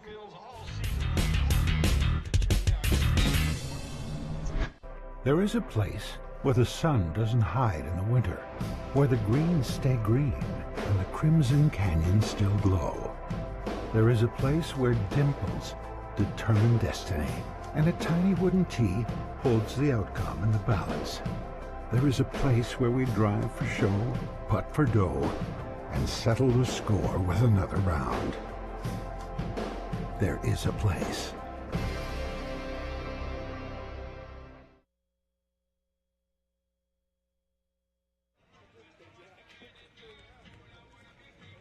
Welcome back to Trailblazer Stadium. 10:31 to go in the second quarter. We're scoreless on your Chick-fil-A scoreboard. Dixie State currently facing a 4th and 6 from the Mountaineer 25-yard line. But decision time, they're going to send the offense back out on to the field. A.J. Jurgensen so far in the kicking game, just 2 of 8 on field goals. And a long of 29 yards. So 42-yard field goal is not what head coach Shane McClure and offensive coordinator Blake Rowland want to do. Connor Miller is in at receiver. Look for him to get involved on this 4th down play. Sanders will swing it inside, and they're going to go hook and ladder. C.J. Luongo inside the 10, 5, and he's knocked out of bounds. What a play. Xavier Smith made the catch, tossed it back to C.J. Luongo, and he takes it inside the 10 down to the 7. And what a play call from Shane McClure here in the offense. You'll see here, pass just goes a quick screen to the right to Smith, and then he pitches to Luongo, and he gets a lot of yards near the sideline and sets up Dixie State 1st and goal inside the 10. Yeah, that's too bad that didn't go for a touchdown. We would have had another NCAA Division II football top plays nominee. Trent Darms is in at quarterback, so the 3rd quarterback of the day for Dixie State. They'll snap to Darms. Read option, he's going to keep it. Right side, 5. And knocked out of bounds at the 5. He'll pick up 2 yards on the play. It'll be 2nd and goal from, they're going to give him more than just 2. They're down to the 3. So 4 yards on the play. Yeah, you'll see just an RPO from Darms here. Fakes the ball, looks like there to Luongo, and just gets to the outside, gets a good block there from Cody Hobbs, the tight end, able to put this one inside the 5-yard line. Dixie State's first trip inside the Intermountain red zone so far this season. Dixie State converting at a 78% clip inside the red zone. They'll leave it with Seiji Luongo, and he's blown up. He'll lose a yard. It'll be 3rd and goal from the 5.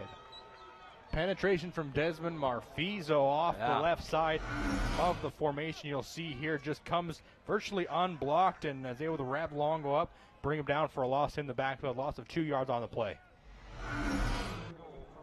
A 3rd and goal from the 5 coming into this game. Dixie State was converting at a 35% clip on 3rd down. They'll make some changes. Xavier Smith back into the game. He's been kind of your playmaker today. Look for Xavier Smith to get involved. Although you do have Casey Allison. Mike Sanders is now your quarterback again. Look for a Sanders to Casey Allison hook up in the end zone. Flags fly. And it's going to be, whenever you see it's going to be false start. False start. Offense, number 78. 5-yard penalty. Still 3rd down. Kyle Whiteside's the freshman jumping before that play started. Now it's gone from 3rd and a lot in the playbook to 3rd and goal from the 10. And that might not be such a bad thing. It gives the receivers a little bit more room to work with in the end zone. A lot of times you see when you're inside the 5, you don't have a lot of room to work with. The defense is there with their heels in the end zone. We'll see if that works out for him here. Casey Allison split out wide. He got one-on-one for Casey Allison on the left side. Sanders, pressure coming. He's looking for Allison, and he can't make the catch. Some contact maybe before the ball got there, but it's incomplete. And now a field goal try for Dixie State. And it was Sadie Sambunu on the penetration there for the Mountaineer defense. A good job you'll see here just to get right inside Sanders' face, and the ball sails high, and it'll force a field goal attempt for the Trailblazers. This will be a 27-yard field goal right hash for A.J. Jurgensen to try to give Dixie State the lead. The snap, the hold, the kick, pulled it a little left, but still splits the uprights, and Dixie State has taken the lead. On your Chick-fil-A scoreboard, Dixie State 3, Western Colorado nothing, 8:17 to go in the second. We take a 60-second timeout and come right back on the Trailblazer Football Network.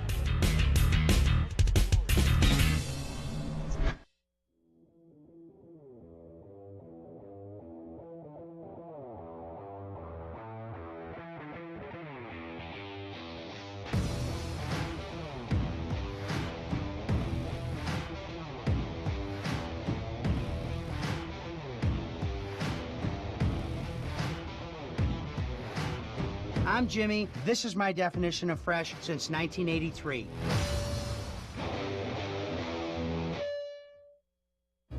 At Kneaders, we start simple, making bread from scratch with just a handful of ingredients. It's not the easy way, but it's worth it. Honest bread made without shortcuts. When you come to Kneaders, every loaf of bread, every sandwich starts here. Yes, it takes more time, but that's why we get an early start. Stop by today for dine-in, takeout, or drive-through.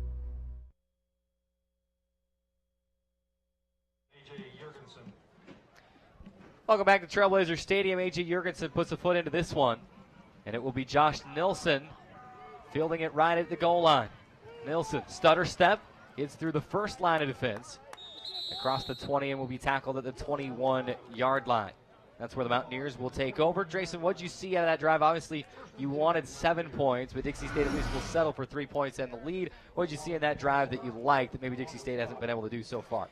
Well, I think they were just able to execute a little bit better than they had previously so far in the game. Obviously, they were aided by that hook and ladder play on 4th down to get them inside the goal line. But I want to see them be able to get the run game going a little bit more character. That's been one of the things that hasn't quite gotten going yet so far in the game. That's why I want to see them work on going forward in the rest of the half. 8:08 to go until halftime. RMAC update. Adams State 21-20 lead at South Dakota Mines. Still a full quarter to go until halftime. On first down, Jacob will leave it with the tailback, Leba. He'll dive into the pile. In fact, loses a couple yards. Second down and 12 upcoming for Western. And a good play here from Anthony Yarbrough. Is able to sniff this one out, doesn't bite on the RPO, and is able to bring the running back down there for a loss of 2 in the backfield. Adams State, one of the most prolific offenses, as I just gave you that update, in the nation right now in Division II. They just put up big numbers. Dixie State won't play them until the final week of the season. Leba, another carry off tackle to the left side on second down, and he'll dive across the original line of scrimmage and get a couple more. It'll be third down and 7 for the Mountaineers. Yeah, just a little off tackle play here for Leba. Is able to get out to the outside, cut it up the middle, and is able to get back past the line of scrimmage, and it'll force third down and 8 for the Mountaineers. Twins to either side, 2 receivers right and left for Dylan Jacob. Leba at the right hip of the quarterback in the shotgun. Jacob will roll out to his right. Flag flies, and he's going to be brought down and drug out of bounds by Trayvon Watson. And I think you're going to see some sort of a chop block maybe? Play. Yeah. As far as I know, a chop block can't only be called when there is a defender already engaged with the blocker, and then you chop his legs out. We'll see what the call here is from the referee. I was following Jacob, and all of a sudden you saw kind of a collision, an explosion of red and white. Here comes the call from the field. He'll likely be declined the penalty. If it's against Western State, Western Colorado. Legal block against the offense, number 25. That penalty's declined. 4th down. Yeah, it certainly was the case. We're going to see it here. Yeah, he went down low and got him. Not sure if from my maybe untrained eye, at least to that particular rule, and I think the rule, I didn't see much wrong with that block. I think the rule is that you're only able to go low inside the tackle box. I think once you get outside the tackle box, the rule is you cannot take a defender's legs out when you're outside of that tackle box, as was the case there. You need to do a little bit more rule book studying between these next football season. Garrett Boyd will get a punt away, nearly blocked. Xavier Smith going to let it bounce across the 50. It'll take a little bit of a Mountaineer roll inside the 45 down to the... Number 47 is off the field from the helmet coming off. He's off for 1 play. So it'll be at the Dixie State 43-yard line. And if that's Dixie State 47, as you heard, the helmet came off, that's Malaki. He won't be in an offense anyway. I didn't see which side the helmet came out. I didn't even see too many collisions to where a helmet could have popped off. Dixie State back out onto the field. Mike Sanders will be the quarterback. Pistol formation, empty on the right side. 2 receivers near side. It's A.J. Luongo lined up directly behind Sanders in the shotgun. Snap to Sanders. Leaves with Say-J. He's wrapped up, and he fights out of a tackle and then brought down again. Big loss. We're going to call it a loss of 6 on the play. It'll be second down and 16. It was Trayvon Rhodes from the Mountaineer defense the first to get there and hang and make C.J. Luong kind of just stand up there. He's able to get his foot free and then brought down from behind. Hard to get a number there. That's number 44 of the Mountaineers, Quincy Campbell. 6:10 to play. Saw Grand Valley State do something very similar defensively last week, and they're bringing heavy pressure each time with Sanders in the backfield and quarterback. Sanders is going to be sacked right on cue. A delayed blitz from the right side, and he's brought down. A huge loss. It'll be third down and forever. Mike Sanders is up, moving gingerly. And it'll be third down, like I said, and forever on this play. And that's Darius Gaines, the redshirt freshman for the Mountaineers, just coming unblocked. A blitz there from the backside of Sanders, able to bring him down. Very well disguised blitz, delayed blitz from that right side, and now it's third down and 20.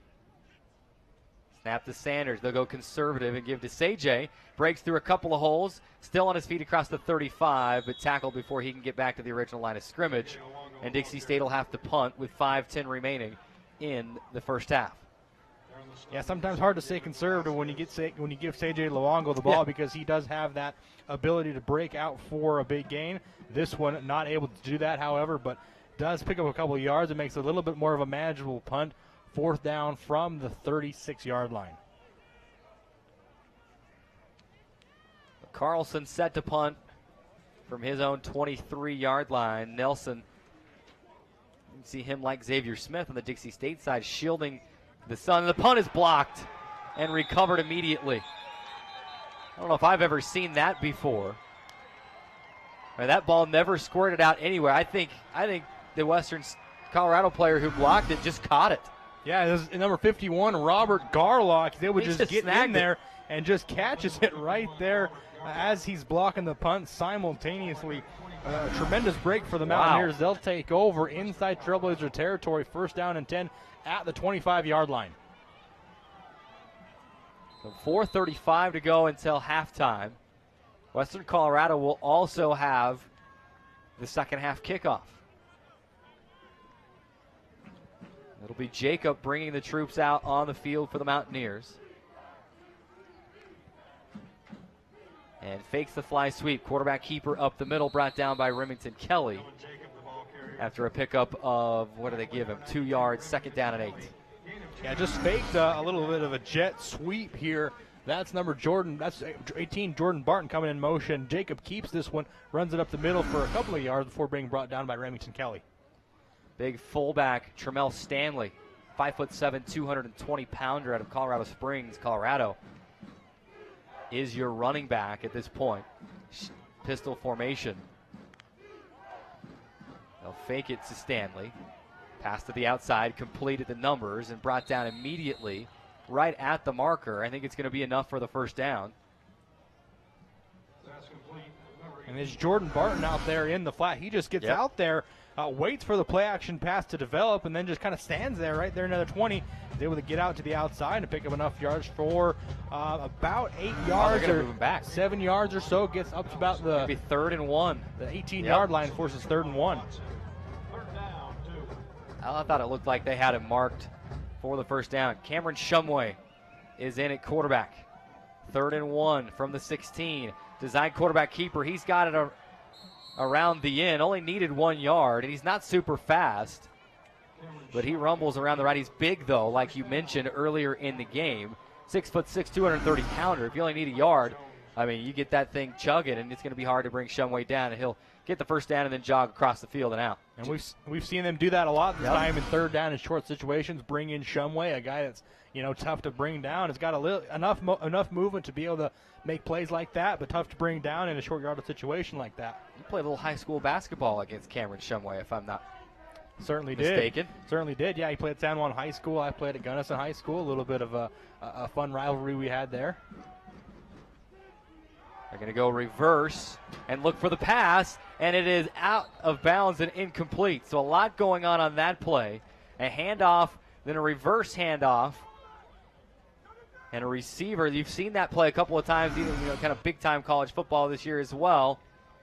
And the receiver, that's Gillespie, looking back for Jacob, the quarterback, and he threw it out of bounds. Yeah, a little bit of what we've heard of a bunch of times. Philly special? What's that, Philly special? The Philly, that one. Yep. But able to be sniffed out pretty well. I think that was Trayvon Watson who was able to sniff that one out, had the coverage on Jacob there to force the errant pass.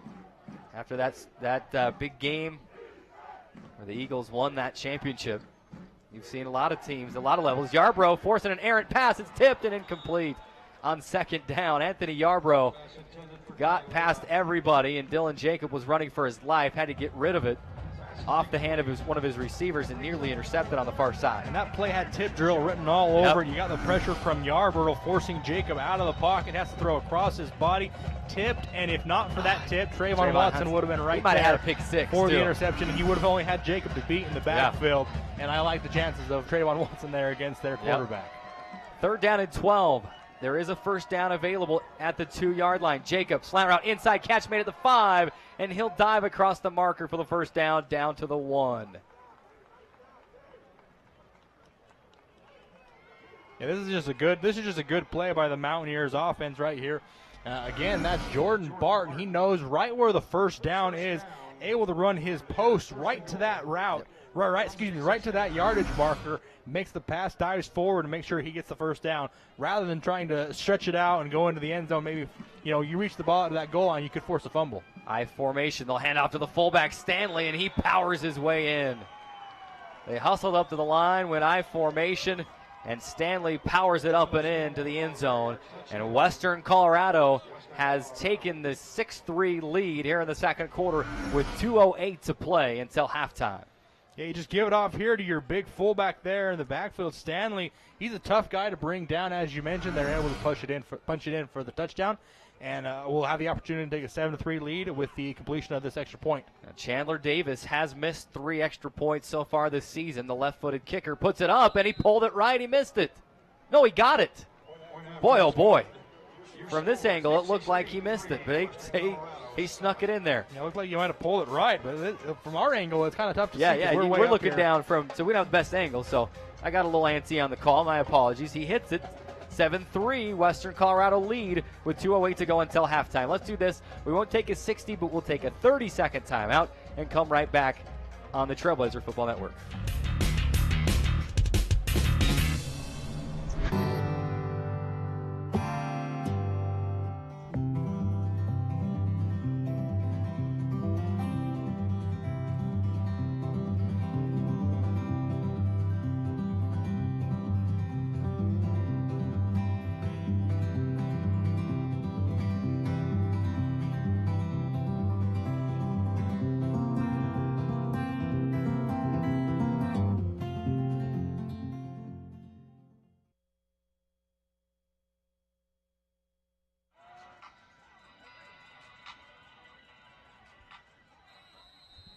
Welcome back to Trailblazer Stadium. 2:08 to go until halftime. Western Colorado taking a 7-3 lead. Dixie State, though, with 2 minutes to work with. As Davis puts a foot into this kick, and it's into the end zone 2 yards deep, brought out by Isaiah Wooden. Spinning out of a tackle and brought down at the 25-yard line. And that is where Dixie State will start. Trailblazer players slow to get up. Trying to see who that is. Officials timeout due to injury. We got an injury timeout. We'll keep it right here. We just took a timeout. Trainer will jog out onto the field. That's Bruno Silva. He likes it when we give him shout-outs, so we'll give him a shout-out on the air.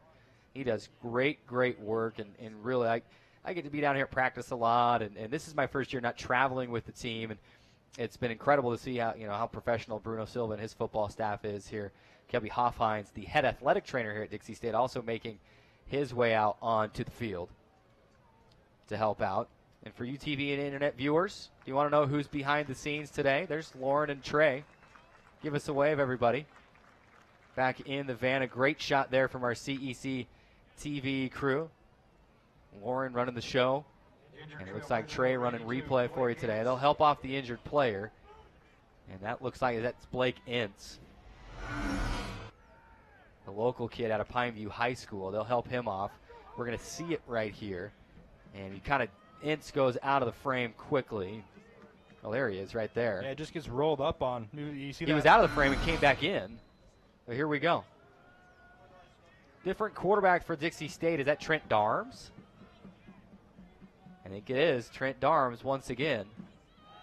Darms on first down. Pressure comes. Fires to the outside. Catch is made by Xavier Smith. Skips a tackler and then brought down. It looked like it could have been by the face mask. No flag thrown. Xavier Smith asking for it. But it'll be a 7-yard pickup on the play. And just a little out route. Darms is able to find Smith out here. He just gets open, makes one guy miss, tries to spin out of another. No, it's the shoulder. And then the hand comes late. Bad snap. Darms is going to have to dive on it on first down. And a huge loss as that snap got past Trent Darms. And it's third down and about a mile to go here. Yeah, the snap was good. I think Darms just took his eyes off. It was looking downfield to see what was developing. Maybe he wasn't expecting the snap quite yet. Perhaps. And that can happen sometimes when you play three different quarterbacks and the center maybe has a little bit different, chemistry with each of those three quarterbacks. It can happen sometimes. a quarter mile to go here, and Trent Darms is brought down on third down, and it'll have to be a punt. Western's going to take a timeout, and I don't blame them. You got 55 seconds to go here. If you can, block another punt, you can maybe punch another one in here before halftime. Western, first timeout of the half. Just first the clock down. Should read 57 seconds on the game clock. 57 seconds, please. First down play was good, and then the train just came off the rails on that drive. Now Dixie State got to be focused on giving Carlson enough time to get the ball away and get into halftime trailing just 7-3. Yeah, and give credit to the Mountaineers. They have been able to one of the things we said in the pregame show, Carrot. The Trailblazers' offensive line has allowed a lot of penetration today from the Mountaineers. That's been able to kind of limit the amount of ground yardage that they've been able to pick up, limiting the rush game. And because of that, obviously, Trailblazers have to rely on the pass a little bit more heavily. They have completed a few passes, but a lot of it just been not being able to block the defensive line for the Mountaineers. Let's give them credit, and that's why they have a 7-3 lead. Dixie State, 113 yards of total offense, just 62 yards of total offense for Western Colorado. And the Mountaineers, a 7-3 lead. And they don't have anybody back to return this punt, Drayson. They're bringing the house. They are bringing the house.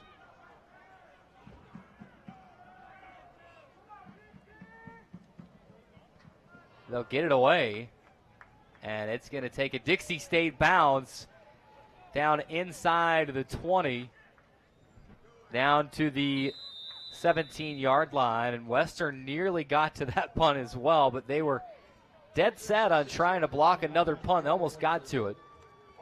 And now it'll be first down and 10 for the Mountaineers at their own 17-yard line. And a good job by Carlson, making sure that he cannot have this punt blocked, just gets this one off.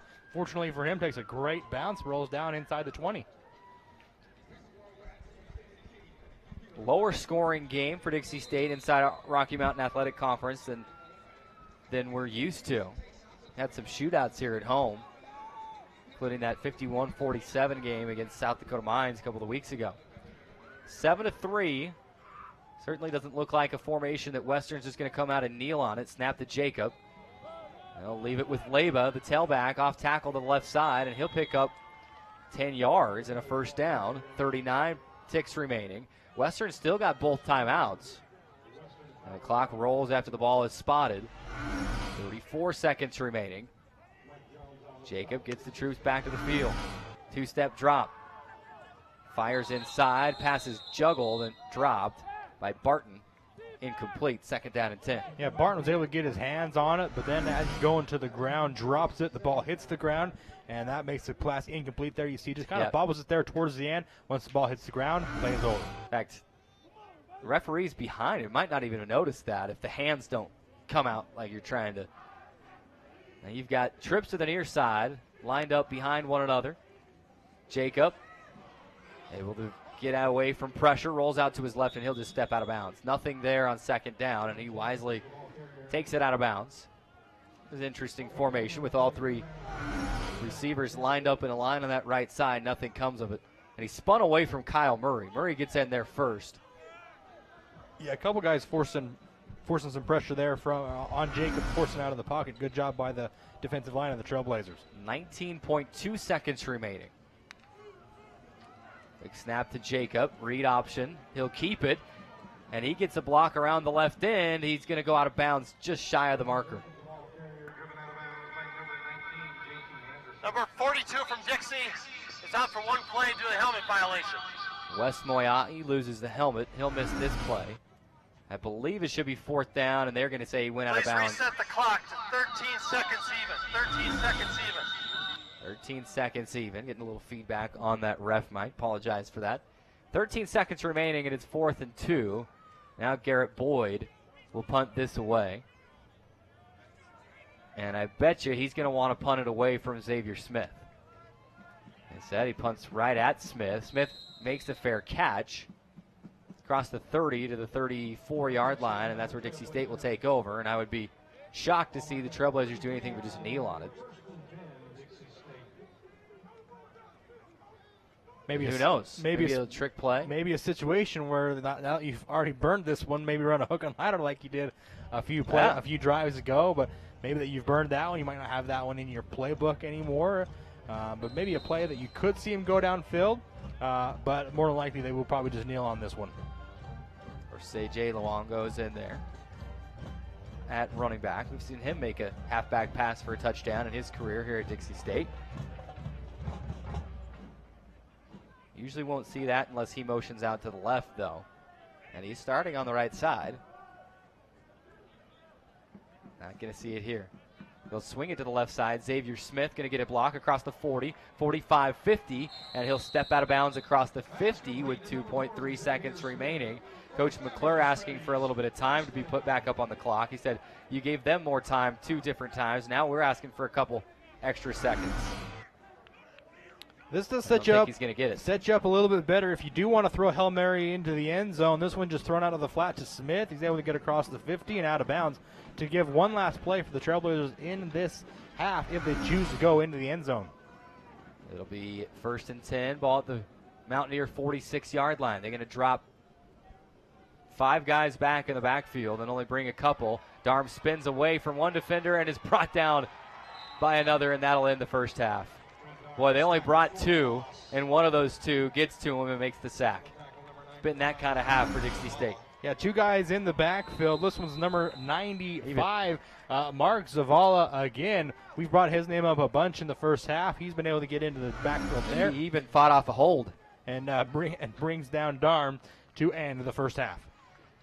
30 minutes of football in the books, and boy, I'll tell you, this is a lot lower scoring than I imagined it being, and I think that's exactly how Western State wants this game to be at this point. Western Colorado, excuse me, I said in the pregame show that I'll probably just revert back to Western State because they've just recently dropped the state from their name. Western Colorado leading at 7-3. We've got 20 minutes up on the halftime clock. So tell you what we're going to do. We're going to take the full 5-minute timeout. Again, yes, that for those of you back in the KEJJ 98.3 FM radio studio, that is a 5-minute timeout. On our radio side, on Radio Dixie 91.3, we'll send it back to Martin. He'll take about a 10-minute halftime show there and let you know what's going on inside the Rocky Mountain Athletic Conference. And then after the 5-minute timeout here on the TV side, we'll bring it back and start breaking things down, and we will be good to go. So back to Martin on the Radio Dixie 91.3 FM studio. Take it away, Martin. On the TV side, let's take that 5-minute timeout, and we'll come back after this on the Trailblazer Football Network.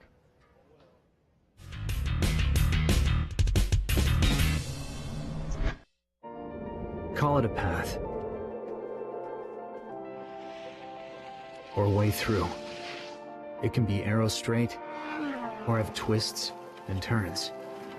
It's life's financial journey, and Mountain America Credit Union is here to guide you every step of the way.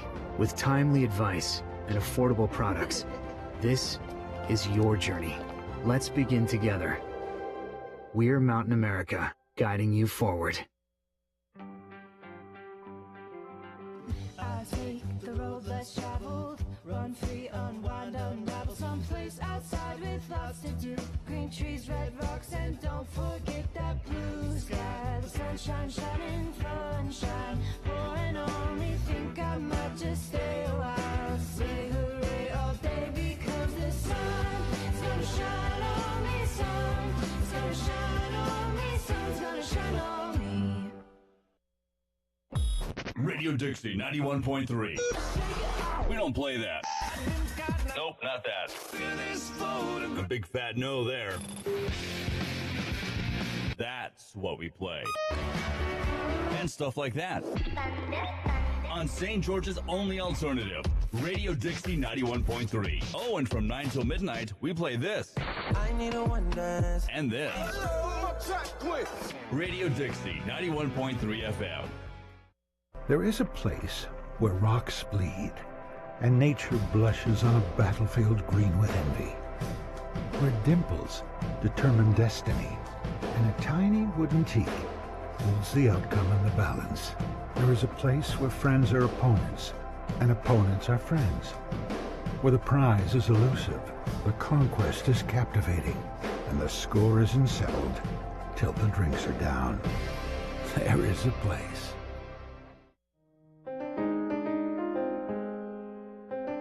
Hi, good morning. Welcome to our set here of Talking Point Live. We're just getting ready to shoot our show, but we thought we'd put out a little bit of a promotion so you know when this is going to be rebroadcast. Right. You can find us at 9:30, 12:30. 4:30. Sorry. Did I step on you? I'm always stepping on you. You are. Tune in and watch me step on Jen Moore. On Talking Or Point Live. attempt to, anyway. Where do you find the titans of classical music in St. George?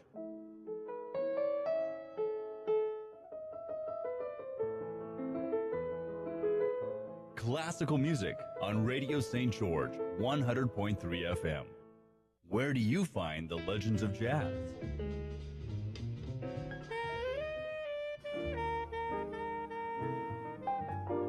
Evenings on Radio St. George, 100.3 FM. There is a place where young and old make connections, where kids feel like grown-ups, and grown-ups feel like kids. There is a place where beauty arises in contrast, where wonder is universal, and laughter second nature. There is a place where friends find a future, families find each other, and feelings find their home. There is a place. For over a century, Dixie State University has been shaping the trailblazers of tomorrow by providing a culture of active learning, active life. With a paradigm of real-world experience, mixed with cutting-edge technologies and rich traditions, we provide one of the most affordable educations in the West, set against the most stunning backdrop on the planet.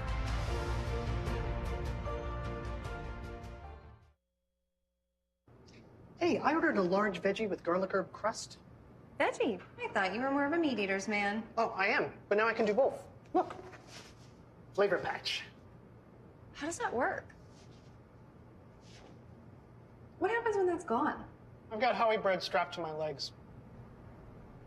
Flavor fanatics love us because we make our dough fresh daily and have meal deals for any budget. Hungry? Howie! Flavor fanatics welcome.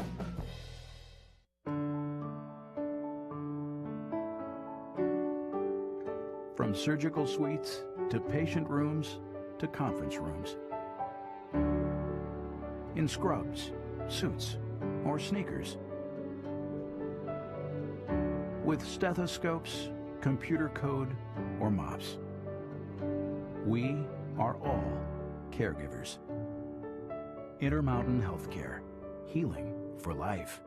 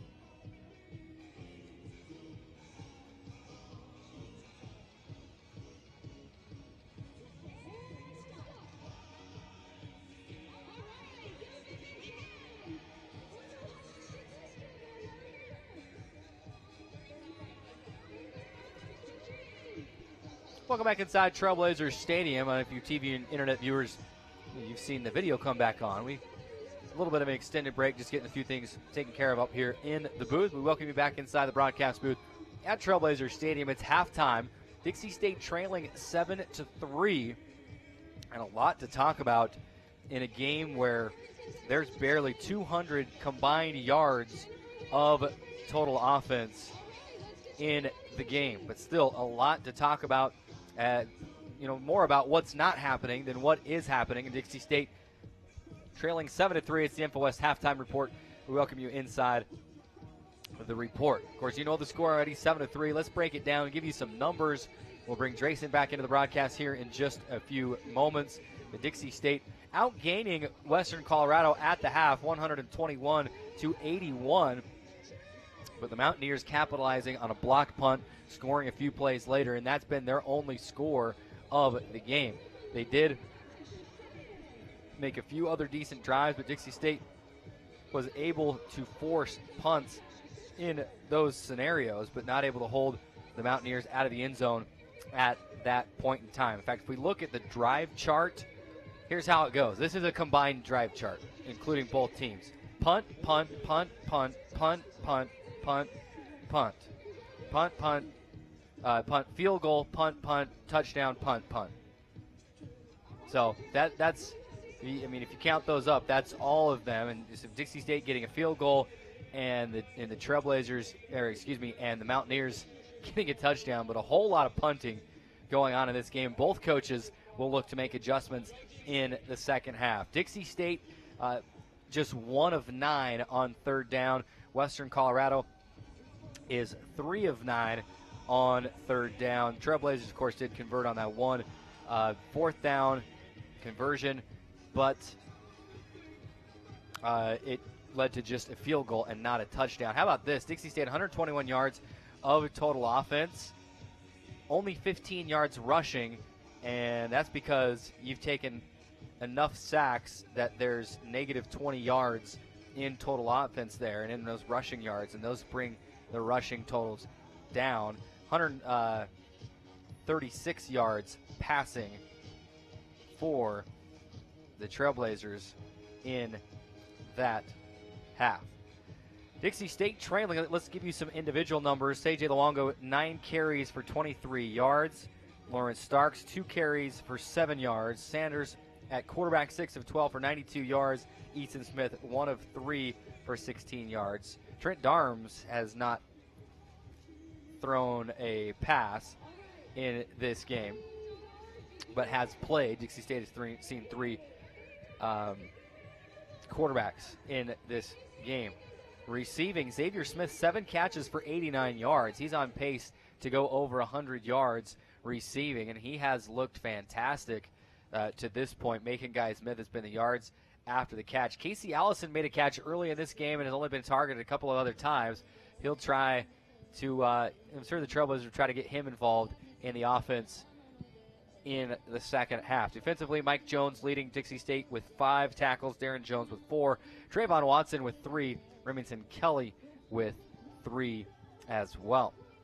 Western State, Dylan Jacob, 5 of 10 through the air, 32 yards. Brian Evans, the Mountaineers' leading rusher, 4 carries, 20 yards on the play. I mean, the numbers are not gaudy by any means on either side. It's been a very defensive powered game. It just has led, the 1 touchdown was scored by Western Colorado after the blocked punt.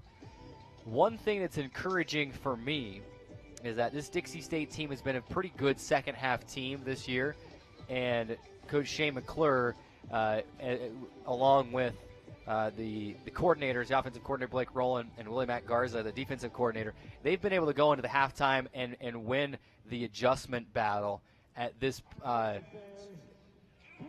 through most games this season. They'll look to try to do that one more time. Those are your first half stats for you. We're going to take another quick 2-minute timeout. One more 2-minute timeout. When we come back, Drayson Ball will join us once again, give you his thoughts on the first half, and then let's revisit. What we'll do is we'll revisit the keys to the game brought to you by Mountain America Credit Union, and just kind of grade those out and see where things have gone to this point in the game. Another 2-minute timeout, and right back with the InfoWest Halftime Report on the Trailblazer Football Network.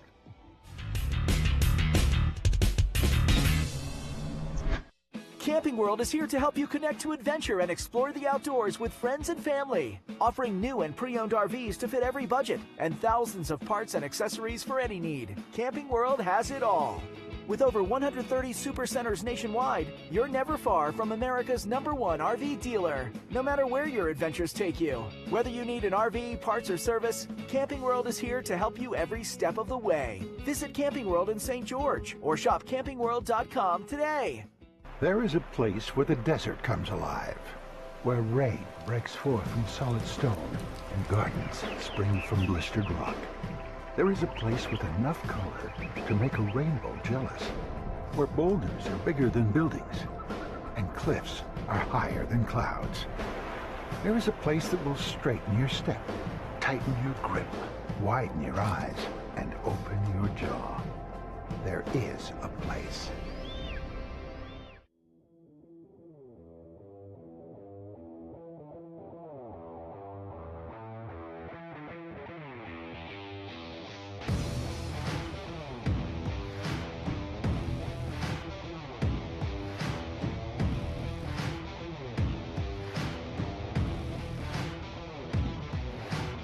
I'm Jimmy. This is my definition of fresh since 1983.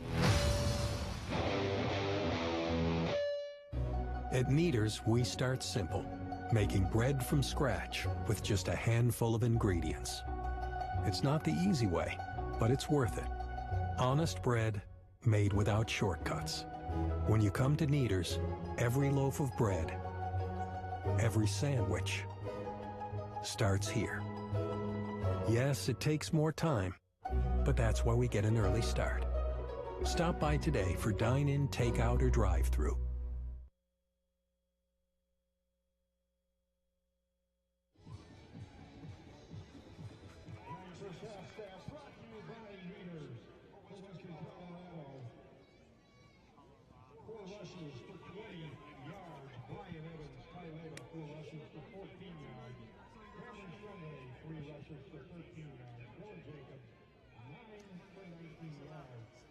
And welcome back inside the booth at Trailblazers Stadium. Thank you, Martin, on the radio side for taking care of us the first half of our InfoWest halftime report. We are back on the Triplecast TV, radio, and internet. We also welcome our listeners in from Gunnison, Colorado on KEJJ 98.3 FM. Drayson Ball back in the broadcast booth. You should get a little lunch, you get a little food in you there. Appreciate campus dining helping us out, getting us some lunch up here in the booth. We got some food in our bellies, and we're ready for the second half of football. Drayson, your thoughts on the first half, and we'll bring up that keys to the game graphic here in just a moment. But your thoughts, let me know what you saw in that first half and maybe what Dixie State can do better in the second. Well, for me, it comes down to a couple of things, Carrick. First off, the running game. That's one of the things the Trailblazers have to get going in the second half. Only 15 yards on the ground so far in today's game. Obviously, you mentioned earlier in the halftime show, a lot of that due to some sacks and some things like that. T.J. Longo, your leading rusher for 23 yards, but you got to be able to establish that ground game to be able to propel your offense. And then secondly, you got to keep the Mountaineers out of your backfield. That's prohibiting both your run game and your pass game. We've seen a lot of pressure from the Mountaineers' defensive line. They've been able to get into the backfield and disrupt a lot of plays for the Trailblazers. That's one of the keys. If you can keep the Mountaineers out of your backfield, that'll open up the ground game. It'll also open up the pass game. I think that'll allow your offense to get clicking going into the second half. Let's bring up that keys to the game graphic from the pregame if we could, and we can kind of grade out those Mountain America keys to the game. We didn't get a whole lot of time to break that down in the pregame show anyway, and there they are right there. Play smart, establish the run game, and sound defensively. Play smart. This Dixie State team to this point has only been penalized one time. They have not turned the ball over. They did have a blocked punt, so there was a missed assignment there somewhere. But I'm thinking in terms of penalties and turnovers and that. And so I would grade that. I think they're right around an A on play smart. They've done an excellent job in the first half. How about establishing the run game? You just brought that up. So Dixie State with only 15 yards of rushing in the first half. Of course, again, that is a little deceiving. The sacks that have gone, at least 20-plus yards of sacks have taken some yardage off that. But really, other than 2 long runs by C.J. Luongo of 10 and 11 yards, they've not been able to get that run game going. So we got to grade that out. I mean, I don't want to be too harsh, but they're hovering around that C's get degrees area, and you need to be up around B+, A-, A work in order for this offense to do what it wants to do. Yeah, that's certainly one of the keys that I have going into this second half, Carrick, and obviously you can do that in several ways. C.J. Luongo obviously is going to be your primary rusher, but Lawrence Starks, you got to get him going as well. If you can have a multifaceted run game, and then bounce in a couple of RPO options there with say like Easton Smith, maybe even Trent Darms. If you get that kind of offense going where the defense can't key in on just one guy, if you have 2 or 3 guys able to do that, you got a good chance to establish that ground game. Dixie State trailing 7-3 at halftime. The third key was sound defense, and obviously you've held Western Colorado under 100 yards of total offense. I think you're right about an A range there. The couple of things that they've seen, we've had a couple chances at tip drill interceptions that Dixie State has just not been able to finish off. I mean, you can't really fault the guy for that, but those are the types of plays that really swing things. You force some fumbles you've not been able to recover. They've got to, in the second half, not only force those turnovers, but actually get them and make the most of those opportunities. Yeah, and your defense has been good so far this game, and obviously you have a good chance to come out and continue that dominance with this kick in the third quarter in the second half. You're going to go on defense right away as the Trailblazers are going to kick this one off to begin the second half. You can put your defense right back out on the field, which has been your strong suit so far today. I'd like to see the Trailblazers get an immediate 3 and out, and then get that ground game and that offense going immediately and make a statement here coming out of halftime. Now let's play football. 15 minutes up on the third quarter clock. InfoWest halftime report in the books. Back deep to receive Rodre Perkins and Josh Nilsson. It'll be Nilsson at the 3-yard line. Angling left, gets a block. Can he turn the corner? One-on-one with the Dixie State defender, and I believe that's DeJuan Dantzler, able to dive and undercut him, but he gets across the 40 to the 42-yard line. A big return by Josh Nilsson. And a good start here in the second half for the Mountaineers. You see here the return guy just kind of gets out to the outside. Is able to have a lot of room to run. Has a lot of green grass ahead of him. You'll see here just returns it there from the 3. Immediately looks to cut it up, but then he gets out to the outside, gets a couple of key blocks, and is able to get across the 35 up to the 40, and that's where they'll start the drive at the 42-yard line for the Mountaineers. Carrick had to just step out for just a second. He's back with me as we get the second half going. Thanks for covering for me for just a minute. Read option. Jacob going to keep it on first down. Fools everybody except for Alex Lilliard. He's able to make the tackle, but not before he gains 4 yards. And Western Colorado, a good start with a good kick return, and then a good play on first down. You got 2nd and 6 for the Mountaineers. And a good fake there from Jacob to Leba is able to force that play and bring it back down. Cameron Shumway in at quarterback. Read option, he's going to do the same thing. The ball comes loose, and Dixie State has recovered it. I believe Dixie State has recovered it. Indeed, they have. Referee signaling the Trailblazers' way right on cue. We just talked about not only forcing the turnovers, but being able to capitalize and recover as well, and they do that here. Yeah, a great play here. You'll see Cameron Shumway just lets that ball get a little bit far away from his body. That's Shiloh Pritchard. Looks like to force the fumble. Can't get a number on there who recovered it. But a good start for this Trailblazer defense. Gets right out on the field for their offense. Will hopefully to get them going. So Pritchard forces the fumble. And then recovered by Dixie State. Again, it was a big scrum. Couldn't quite see exactly who it was. It might have been Abraham Reinhardt that recovered it. Either way, Dixie State back out onto the field. It's Easton Smith, and he'll fumble it. And C.J. Luongo able to dive on it.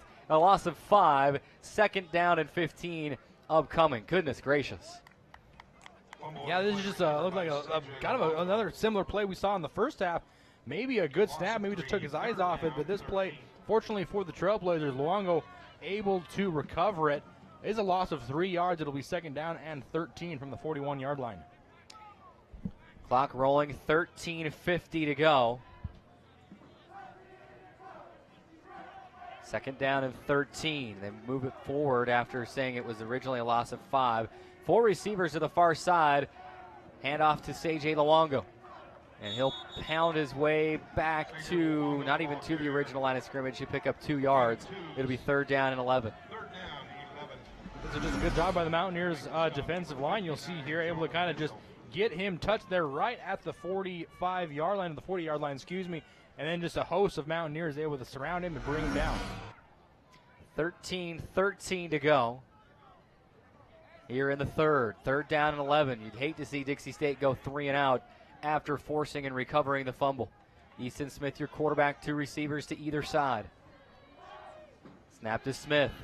Has time. Now it collapses and fires, looking for Sage Luongo out of the backfield, and you nearly had a defensive lineman interception, but it's batted to the ground, and we've said his name a million times, Mark Zavala, batting that ball to the ground. Yeah, just kind of a simple little, Smith has time here, lets to step up, and then feels the pressure, and just kind of like a little sidearm pass, and just gets it out. Mark Zavala there, also Will Lydell. And that's Smith just feeling the pressure and needing to finally just get rid of it. And seeing that he had Sage in the area, the referee's going to run in and stand over the ball after Dixie State made a substitution to give Western Colorado a chance to sub if they need to. Low snap on the punt attempt, but Carlson able to get it away. Nilsson fields it, bobbles it, but regains it to 12, and will bring it across the 20 to the 25-yard line. That's where Western Colorado will take over. Unfortunate for this Dixie State offense, couldn't do more with the ball after forcing and recovering the fumble. And a good job here by Josh Carlson after the errant snap to get this one away and flip the field on the Mountaineers. This drive will begin at the 25-yard line of Western. 12:44 to go in the third. Trailblazers had a golden opportunity, could not capitalize on it. So here we go. Less than 3 minutes gone by already. It's like it never happened. Dylan Jacob, the quarterback for the Mountaineers. Dixie State showing blitz. They are able to bring the house, and they stop the tailback dead in his tracks. I believe V.E.C.L.O.E. in on that tackle. Indeed it is. Good job. He hit him first. Good job by Cialoe here, just able to blow right through the offensive line there and stack him up well behind the line of scrimmage. A great play and a great tackle. Ty Leba, the tailback right now. Dixie State defense scrambling to get set. And now once they do, Jacob will look over to the sideline to get the call. This Western Colorado team hungry for its first victory of the season. Right now they lead 7-3. Play action, Jacob across the middle, incomplete. He had 2 receivers. He had Gillespie short, and the long receiver is, what number is that, Drayson? Can you see that? He had 1 long as well, and he kind of threw it right in between him. Incomplete, third down coming. Yeah, the deep receiver was number 88, Chase Starman. Looked like it might have been intended for Gillespie, in my opinion. Then you had J.T. Anderson there in coverage, forcing the third down and long for the Trailblazer defense. Big third down here. Third down and 13. 12:01 to go here in the third. Jacob on third down. Screen pass out of the backfield. Complete. Across the 30 and tackled across the 35. He's going to have the first down, and that is Zion Dunson. We haven't called his name at all today. They bring him in and run a little screen out of the backfield, and it goes for big yardage and a first down. Yeah, he just leaks out of the backfield, uncovered out of the backfield like you mentioned. Zion Dunson brings this one in, has lots of room to run, and able to get out across the 35 to the 36, enough for a first down. Now Ty Leba back into the backfield with Jacob. Clock rolling, 11:32 to go in the third quarter. It's a double handoff. I believe the tight end's got it. They hand it off to Leba, and then back to the tight end who had just motioned from right to left, and it is the tight end. I believe that's Dominic Chance. Interesting. Yeah, a little quick a speed reverse there just to kind of try to get the Trailblazers to overcommit. They do play pretty good sound defense, only allowing 5 yards on the trick play.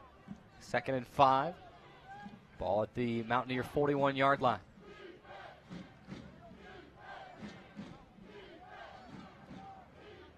Chance in motion again from right to left. No trick play this time. Jacob forced out of the pocket, but he's able to fire to the sticks, just short of the sticks, to Gillespie, who makes the catch. 1 yard shy of the marker. Needed 5, picked up 4 to be third down and 1. There was a Dixie State defender in the backfield, but a great block by Western. And they push Kyle Murray away. Western goes quickly And they're able to get across the line, end around left side for the first down. Needed 1, picked up 3. Yeah, and a good play by Leba here just to get enough for the first down. You'll see here they just give to him. He cuts back to his right, avoids the tackler, and then keeps the legs churning to get extra yards and enough for the first down. 10:15 to go and rolling here in the third. Dixie State trailing 7-3, and Western right now has nothing but making it a 2-score game on their mind. Handoff to Leba. Off to the right side, and he'll pick up 2 yards, second down and 8. Looks like the same play they run on the previous play. You see here, just gives it to him. He comes off to the right side and is brought down pretty immediately, but a pickup of 2 yards. Second down and 8. Jacob sends a man in motion. That's his leading receiver. He wanted to throw to him, but he's covered and has to get rid of it now and dumps it. It's incomplete.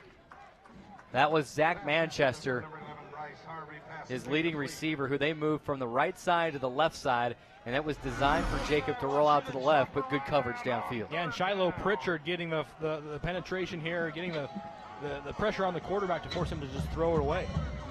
Another big third down. You gave up the 3rd and long. Now it's 3rd and 8. If you can hold here, you still force the punt. Ball still 1 yard shy of midfield. 2 receivers either side, bunched up behind one another. Snap to Jacob. Fires, and it's incomplete. He had his man. Is that Manchester? Once again, it is. He had him, but he threw it up and over his hands. Incomplete, 4th down. Yeah, this ball just sails on Jacob. You see here, got time in the pocket. He's able to step up, but just sells this one high. That was kind of an errant pass there from Jacob, a little bit uncharacteristically, but it will force the Western Colorado Mountaineers to punt. Of course, if it's a little lower, Mike Jones is waiting there. He might have delivered a blow that could have broken the ball up anyway. Garrett Boyd will get this punt away. High punt. And Xavier Smith's just going to let it go. It will bounce at the 15 and then go backward. And that ball was hit by a Western player. Hit his feet right near the 15-yard line. And they're going to mark it at the 15. Believe that was Quincy Campbell who had it come off of his feet as they were trying to dance around it. We've seen 2 good punters in this game so far, Kerry. We've always got a lot of time to see him. Garrett Boyd here with another great punt. He does a good job. He's not necessarily the best, the farthest kicker. He doesn't have a good leg on him, but one of the good things that he does do, he puts a lot of arc on the ball. That allows his gunners to get downfield, forcing Dixie State return man to just let that one go, and he gets a decent bounce and will take over there at the 15-yard line. Dixie State will jog the troops back out onto the field. Easton Smith still your quarterback. Kentaro Yoshikawa is out there. He's your tight end. He had a touchdown catch last week. In fact, had 3 catches on that drive. I'd love to see him get involved maybe on this play. Handoff on first down. CJ Luongo will dive right up the gut for just 1 yard. Second down and 9. And this has kind of been the story of the game so far, Carrick, like we mentioned.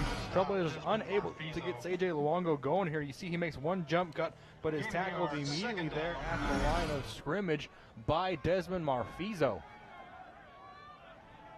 CJ at this point just 26 yards on the ground. This offense has got to figure something out. Cody Hobbs in at tight end. High snap. Smith brings it down. We'll leave it with CJ on the read option again. Loses a yard back to the original line of scrimmage. 3rd and 10. Boy, oh boy. Yeah, 2 Mountaineers there in for the tackle. That's number 93, Jacob Benegas, and number 54, Lane Ferris. Able to bring Luongo down for a loss of 1 back to the original line of scrimmage to force a 3rd and 10.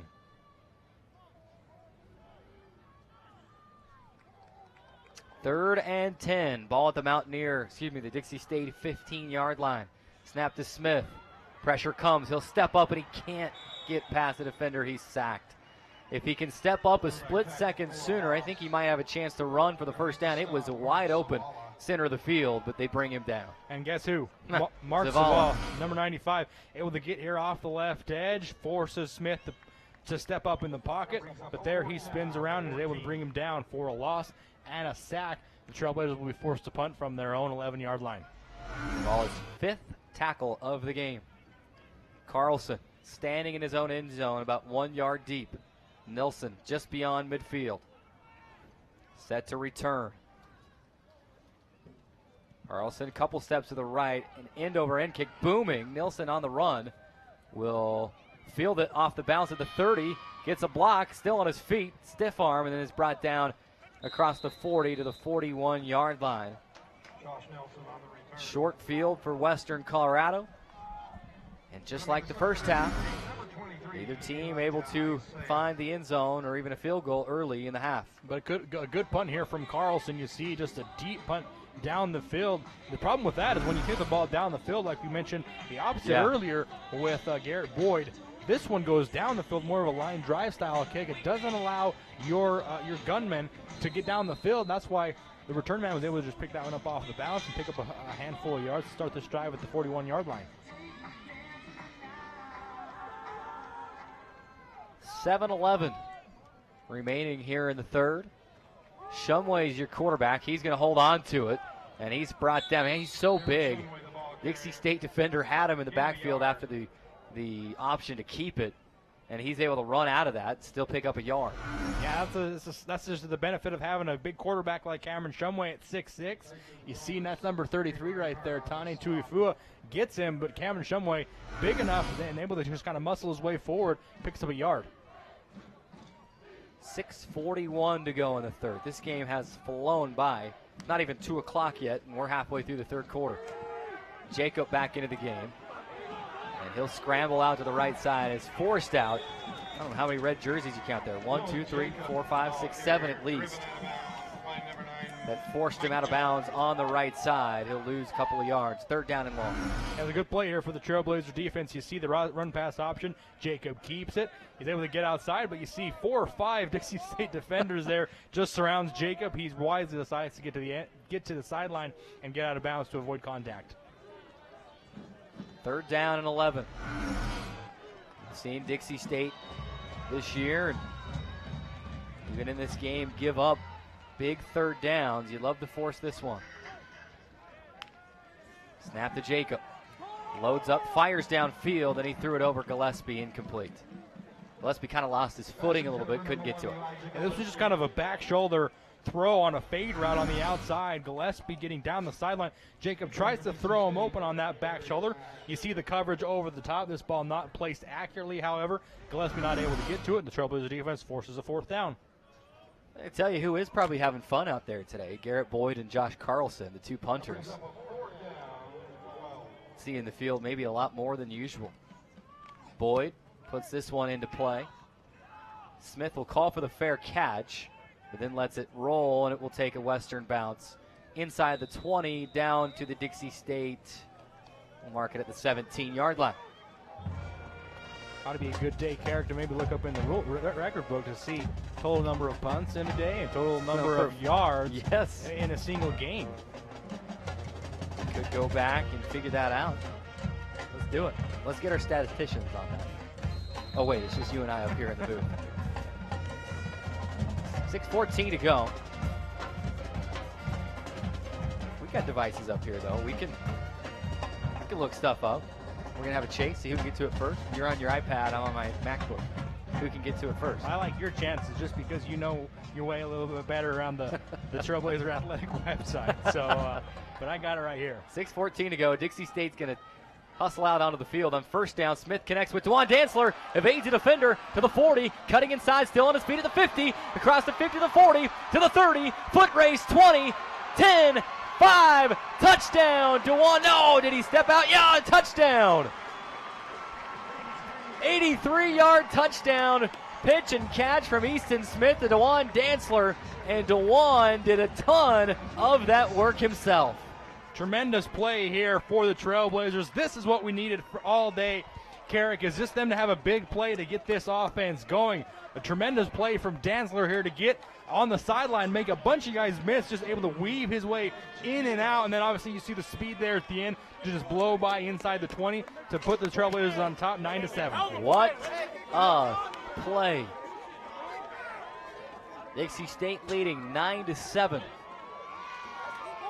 The snap on the PAT is a good one, and the kick splits the uprights with 5:58 to go. Dixie State leading it 10-7. Let's take a 60-second timeout, and then we'll take a look at that replay on the other side of this 60-second timeout on the Trailblazer Football Network.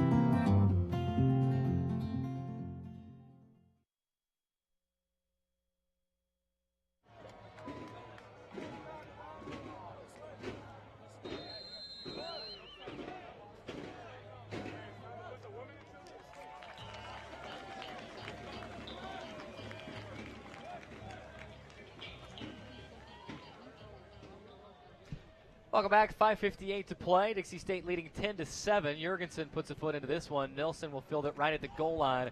It is returnable. Across the 15 to the 20 and hit. Ball comes loose.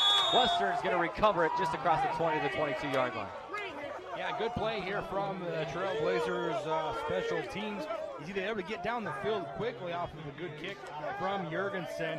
Forced the fumble. I'd love to see a replay, see how close the Trailblazers were to recovering that one. But two hard hits on the return man. Forced that ball loose. But the Mountaineers do recover and take over on their 22-yard line. See the replay here on that touchdown pass to Dwan Dantzler on the previous drive. He's making his way down the sideline, makes a few guys miss, and goes all the way for the touchdown. Western taking its time to get this first down play off, and now the referee's going to blow delay a game. Offense, 5-yard penalty, still first down. They were taking their sweet time like they had all the time in the world, and now they get the delay of game. And the head coach hates when that happens, Carrick. When you have a delay of game out of a punt, you have to get your offense on the field, obviously. Not a good play, not a great job to have that one delay of game on that play. First down snap to Jacob. They leave it with a tailback.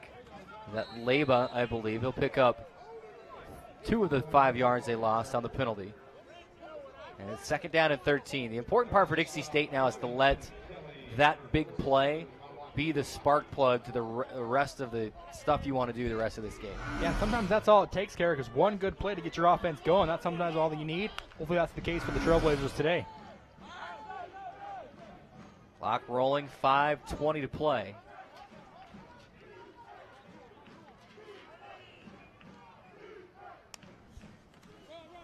Play action. Jacob going to roll out to his left. Pass is complete. NC State trying to argue that ball hit the ground. Either way, he only got 1 yard out of it, so it's third down and 11 instead of third down and 12. Martin makes the catch, but he has to go down for it. Doesn't have a chance to get up. Yeah, the only receiver that Jacob has. Number 18, Western State is off for a knee pad violation. You see Barton just gets out there in the flat. Able to bring that one in, but only a minimal pickup of 1 yard. So I heard our referee, the knee pad is a topic of focus this year. Got to keep the knee pads covered at all times. Jacob on third down will heave downfield, and it's incomplete. Great defensive play by Trayvon Watson. It looked like Gillespie was going to have it at midfield, but Trayvon went up high and knocked it loose. Yeah, this was a good job by Trayvon Watson. You'll see here Gillespie just finds an area where there's kind of no defenders. Jacob recognizes that and throws it to that area of the field. You'll see Gillespie here kind of just stops, realizes where the ball's coming, comes back. Trayvon Watson doesn't overcommit. He's able to get back there and knock that ball loose for the incomplete pass. Garrett Boyd, a high punt is away. Xavier Smith calls for a fair catch just across the 50 at the 47-yard line. Not the longest of punts for Garrett Boyd, and Dixie State will have pretty good field position for this next drive in the third quarter. I want to thank some of our great sponsors. Chick-fil-A, our scoreboard sponsor. Mountain America, our Keys to the Game sponsor. Of course, pregame is brought to you by Dad's Trucking. Lonnie Boys Barbecue, our starting lineup sponsor. Intermountain Healthcare sponsoring the Red Zone. Timeouts today brought to you by Catering Concepts. And coming up after the game today, we've got the Camping World post-game show in which we will name a campus dining player of the game and a Jimmy John's play of the game. I know I've got my leading candidate for the play of the game so far. First down and 10 for Dixie State. Smith play action, pump fake, going long, has Casey Allison. He can't get to it. One-on-one was Allison with Mason Baudet down the near sideline. And it just was a little too much on it, couldn't get to it. Yeah, the Trailblazers going for a home run here with Allison. You see the pump fake from Easton Smith there, but a good play by Baudet to not jump on that pump fake, able to stay with Allison and force that ball out of bounds. Second down and 10. Ball still at the 47-yard line. Clock stopped at 4:17. Hand off to Sajay. He's got room around the right end, lowers his head and bangs his way across the 50. And then is driven back. Where do they mark him? Where do they give him forward progress? Down to the 48-yard line. So he'll pick up 5 yards on the play. Third down and 5 upcoming. Yeah, good play here from Luongo. I'd like to see the Trailblazers do this a little more. Try to get out to the outside. That's where Luongo can use his speed and his craftiness. He's very shifty when he gets out to the outside to make defenders miss. He does that here. Picks up 5 yards on second down. Third down and 5. What do they draw up here? Shotgun snap to Smith. Hangs in there, takes a lick, and he threw that one down to the 10-yard line and out of bounds. And Dewan Dantzler stopped his route about 20 yards before that. Incomplete punt upcoming for Dixie State. Yeah, Smith and Dantzler are just not on the same page, but Smith also missed a wide open Casey Allison. He was running a drag route from the weak side of the formation all the way across the field. Was wide open. It would have been an easy first down had he seen him, but decided to go long, but unfortunately was not on the same page with Dantzler. Of course, pressure came, and he had to get rid of it in a hurry as well. Carlson will boot this one. Takes a bounce, and Dixie's taking a field it at the 1-yard line. How about that?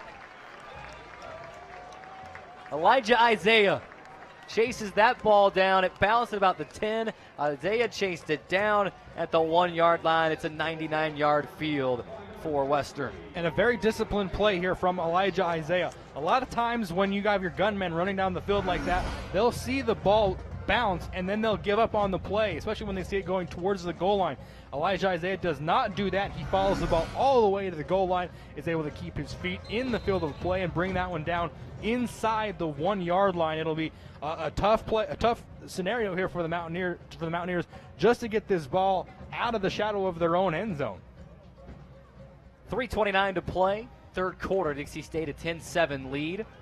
Again, we welcome our listeners on KEJJ 98.3 FM. The Mountaineers on first down will just run it right up the gut to see what kind of separation they can get away from the goal line. It's Cameron Shumway, the quarterback. And he'll pick up 2 yards on the play, second down and 8. It gives the Mountaineers just a little bit of breathing room. You see here just a quarterback keeper. He kind of sneaks off to the left side of the formation, pushes forward, gives them a 2-yard pickup, and they'll be from their own 3, which gives them a little bit more space to move around. You can run it from here. You can pass it from here. A few different options here than rather being at the 1.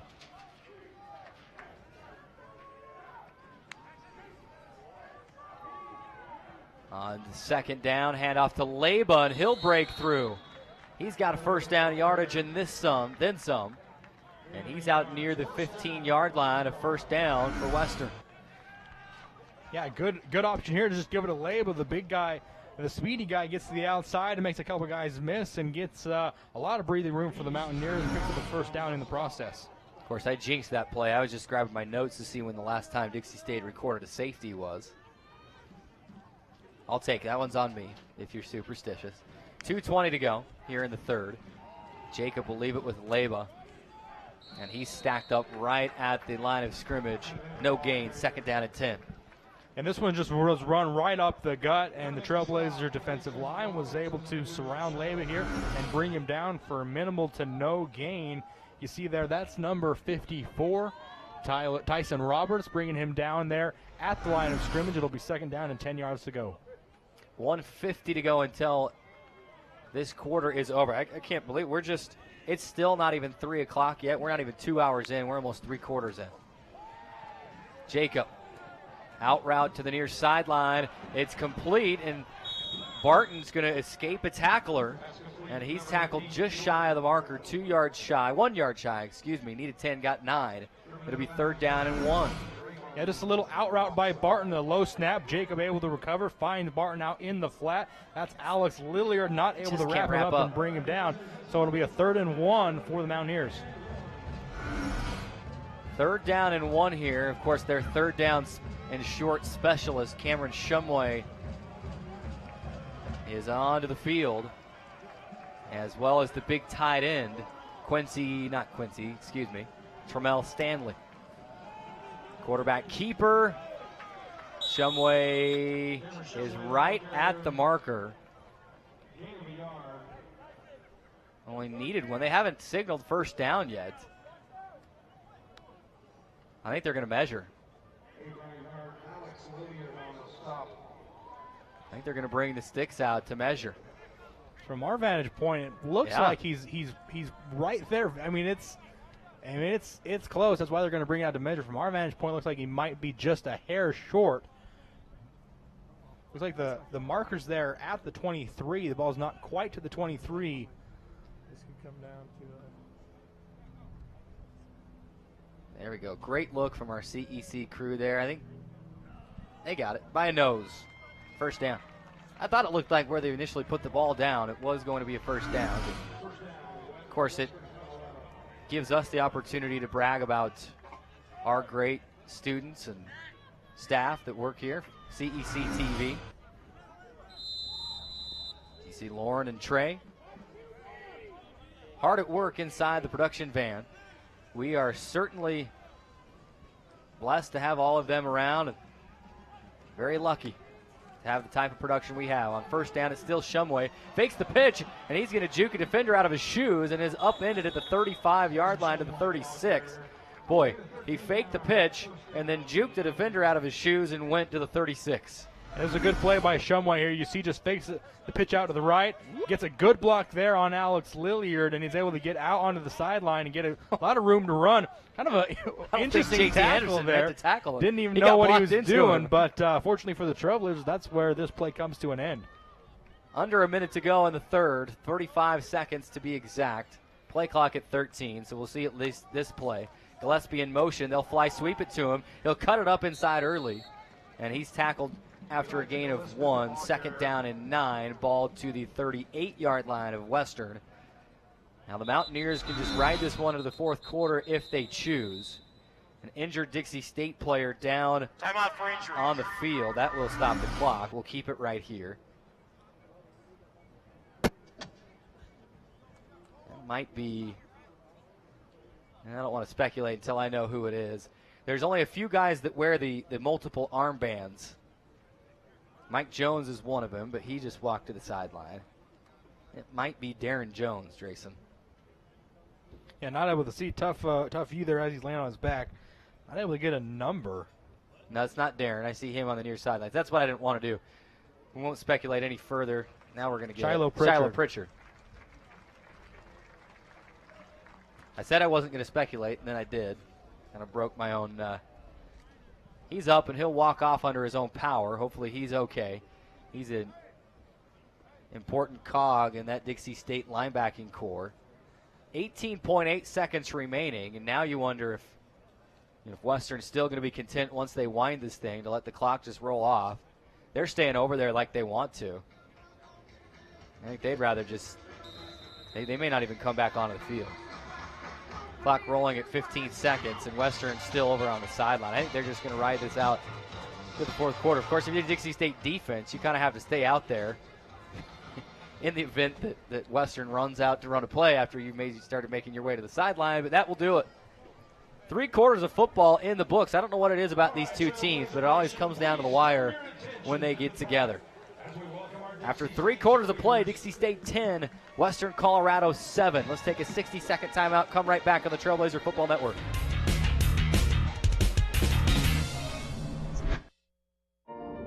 Call it a path.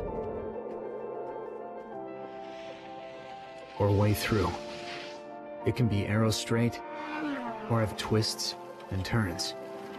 It's life's financial journey, and Mountain America Credit Union is here to guide you every step of the way. With timely advice and affordable products, this is your journey. Let's begin together. We're Mountain America, guiding you forward. I take the road less traveled, run free, unwind, unravel someplace outside with lots to do. Green trees, red rocks, and don't forget that blue sky. The sunshine shining, sunshine pouring on me. Think I might just stay a while. Say hooray all day because the sun is gonna shine on me. Sun, it's gonna shine on me. Sun's gonna shine on me.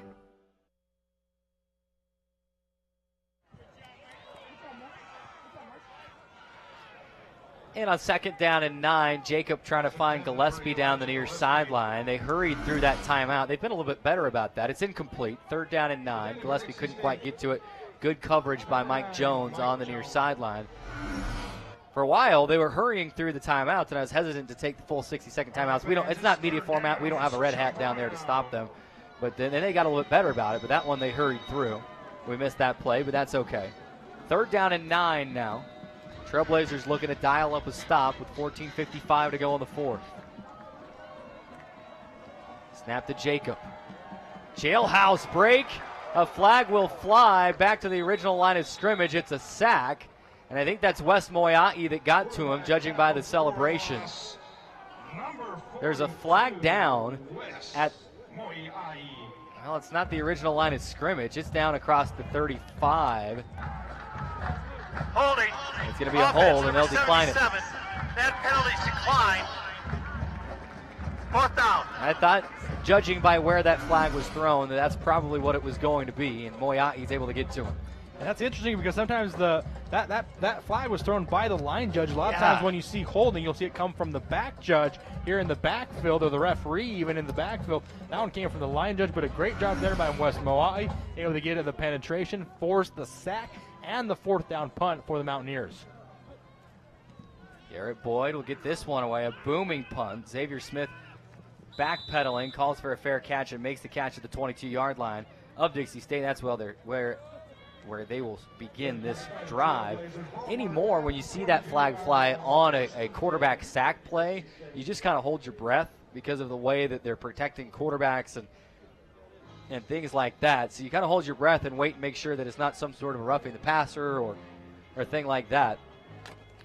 Textbook sack by Moyai there. And another great look from our CEC TV crew. There's Nate Staley, our great faculty athletic representative. The liaison between Dixie State student athletes and their teachers, the professors here on campus. Mike Sanders is back into the ball game at quarterback. Snap to Sanders, play action. They bring a blitz off the left edge, and it's incomplete. Yeah, pressure off the left edge by Tim Mole, and that forces the ball out quickly out of Sanders' hands, maybe quicker than he thought. He looks right at him. You see there, has to just get rid of the ball. Because of that, not able to put the ball on target, and Dancer not able to bring it in. Double coverage, too, so I think he put it in a spot where if anybody's going to get to it, it's going to be DeJuan and only him. 14:25 to go in the 4th. Clock stopped. Dixie State a 10-7 lead. Love to tack on another score here to make it a 2-score lead. Sajay starts inside, breaks through one level, gets to the next, and they drive him back after a pickup of 5 or a long 4. It'll be 3rd down and 5 upcoming. He's had to work for every yard he has gained over the past 2 games. And that was just a Sajay Luongo type run there, just gets up into the middle. He's just very, like I've said this before, he's very crafty. He's very quick to jump cut, to change directions like that. That's how he's able to just kind of find the small little creases and seams in the defense. That one able to pick up 5 yards to force us 3rd down and 5 for the Trailblazers. Connor Miller's in at receiver. He's been a big part of this offense over the last few weeks. Love to see them get him involved. They even use him in some Wildcat stuff at Black Hill State. They'll fire to the outside. Past the sticks.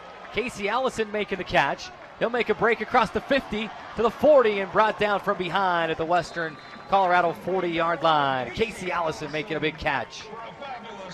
You see here why Casey Allison is such a weapon, the 6'3" redshirt junior out of Monroe Valley, California. Just see here, just gets right to the sticks, gets to the sideline, makes a guy miss, cuts back to the middle, gets a key block there to propel him forward, and gets inside Mountaineer territory across the 40 and at the 36-yard line.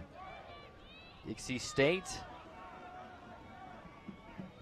line it up on first down. Sanders passes batted down and incomplete. That's big Lane Ferris getting his paws on that one, and then if he's a little bit quicker, he might have been able to chase it down for a pick as well. Second down, 10. Yeah, that's a good play there. You're taught as a defensive lineman. Once you get once you see the play as a pass, fumbling over my words there. Once you see the play as a pass, you taught to get your hands up to knock that ball down. That's what he did there and forced a second down. Second down and 10, 13:03 to go. Dixie State in Western territory at the 36-yard line. High snap to Sanders. Brings it down, fires inside. DeJuan Dantzler makes the catch, is lit up immediately, but he's able to hold on to the ball across the 30 to the 29-yard line, but he's going to limp off. Limping on that left foot. In fact, he's going to stop. He's not even going to make it off the field. That's not good. And that's timeout for injury. That's the danger of throwing the ball over the middle. This one leads Dantzler.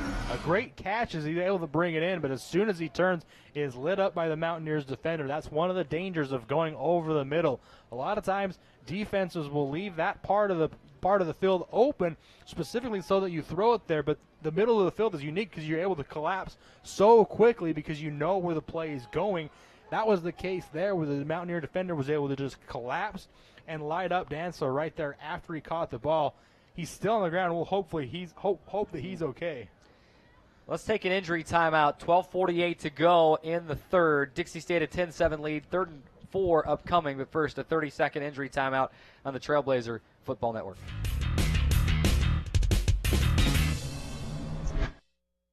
Where do you find the titans of classical music in St. George?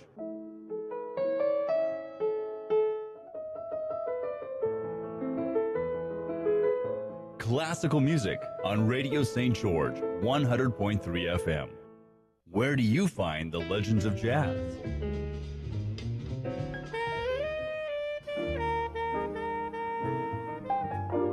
Evenings on Radio St. George, 100.3 FM.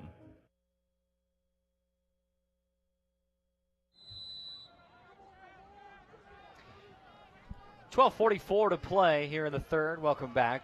Good news for DeJuan Dantzler is that he was able to get up and walk off under his own power, and now they've got him on the training table to take a closer look. Hopefully he's okay. Back to the action, 3rd and 4, Twins to either side for this Dixie State offense. Snap to Sanders. He'll float it down the field.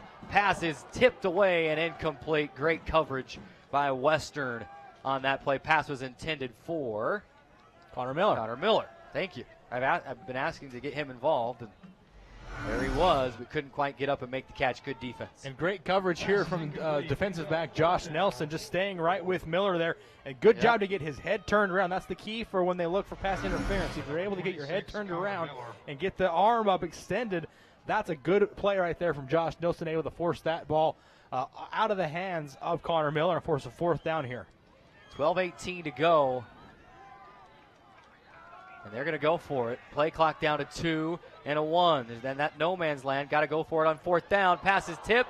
Intended for Giovanni Sanders. There was a hold. And the Dixie State coaches are losing their minds. And they have every right to be. Sanders was absolutely held on that play. Nothing he could have done differently to try to make the catch. We'll get another look at it here. As it stands, the turnover on downs. Western will get it back. I think Sanders didn't expect this ball to be coming out as soon as it was, but you see there the defender. David Velasquez has both hands on it. That's the key. Right in front of the official. Both hands on it. He gets his right hand and turns Giovanni Sanders. That's maybe why it looked like he wasn't expecting that play, because he had his back turned to the offense, but that's because he was turned. They were doing the cha-cha.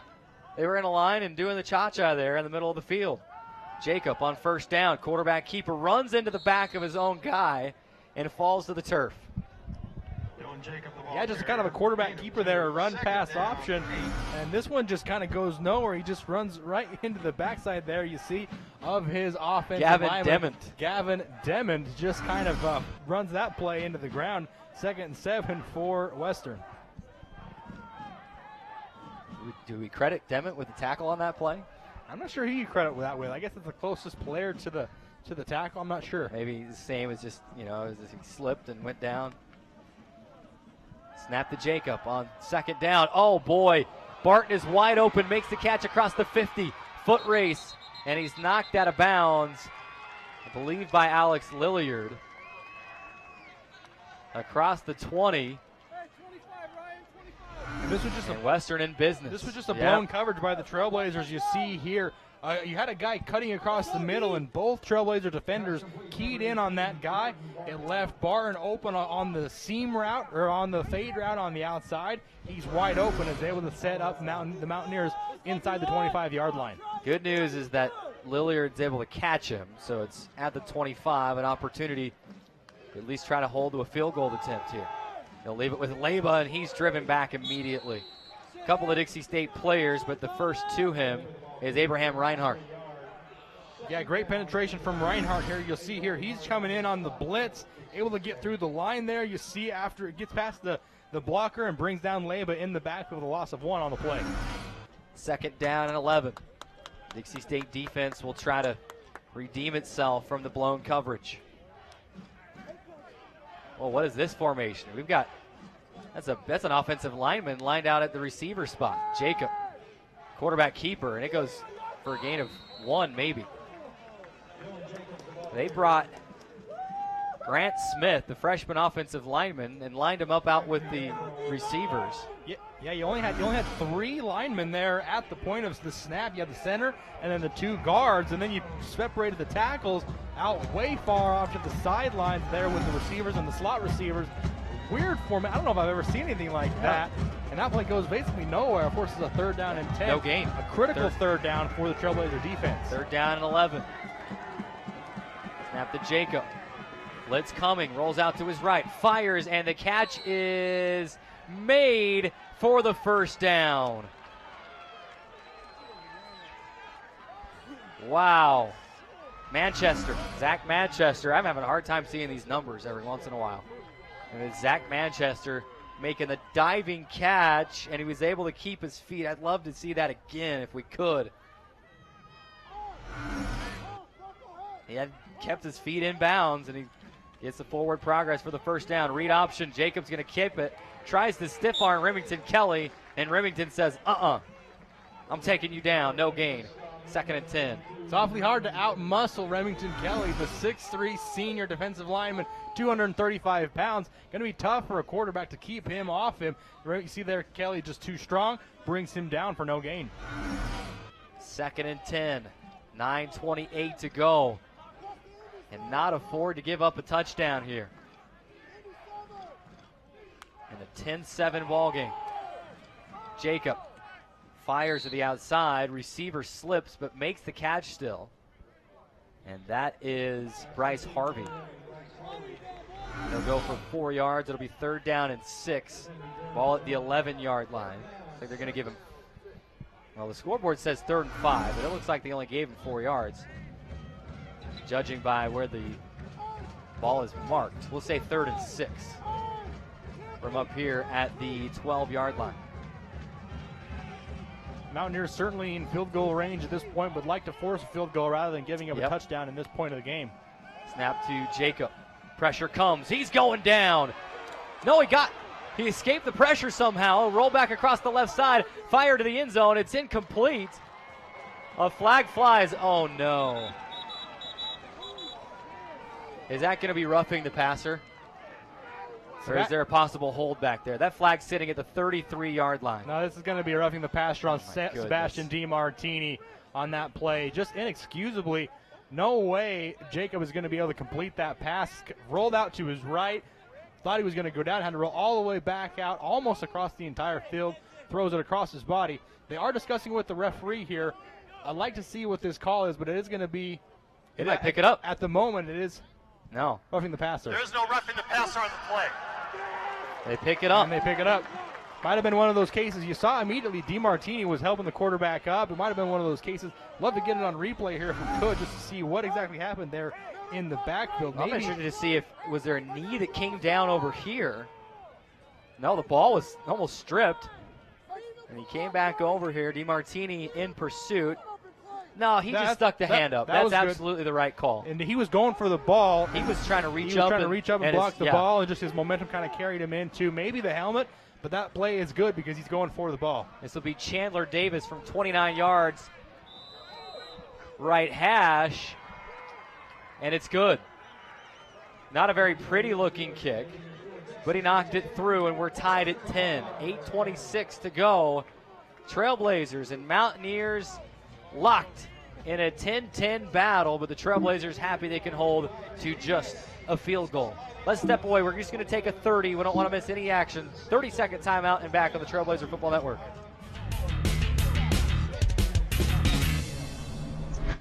There is a place where looking out means looking in, where an impression lasting only a few seconds will be imprinted on a life forever, where courage is forged and innocence rediscovered, where remembering is rewarding and forgetting unforgettable. There is a place where truth is felt and where seeing is believing. There is a place.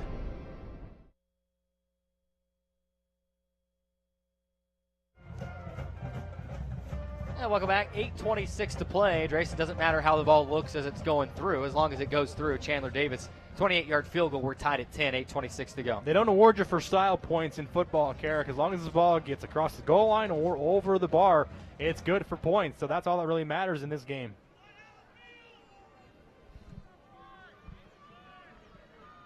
Well, here we go. The Trailblazers an opportunity with 8:26 to go to eat some clock and then hopefully march down the field and punch it in and try to take a lead. Chandler Davis approaching. Fielded at the goal line by Isaiah Wooden. He set up the play to go to the left side. He gets a block across the 30, 40, 50. Flag flies back at the 40-yard line of Dixie State. Great return by the Trailblazers. It's coming back a little bit. The flag sitting at the 43, 44-yard line.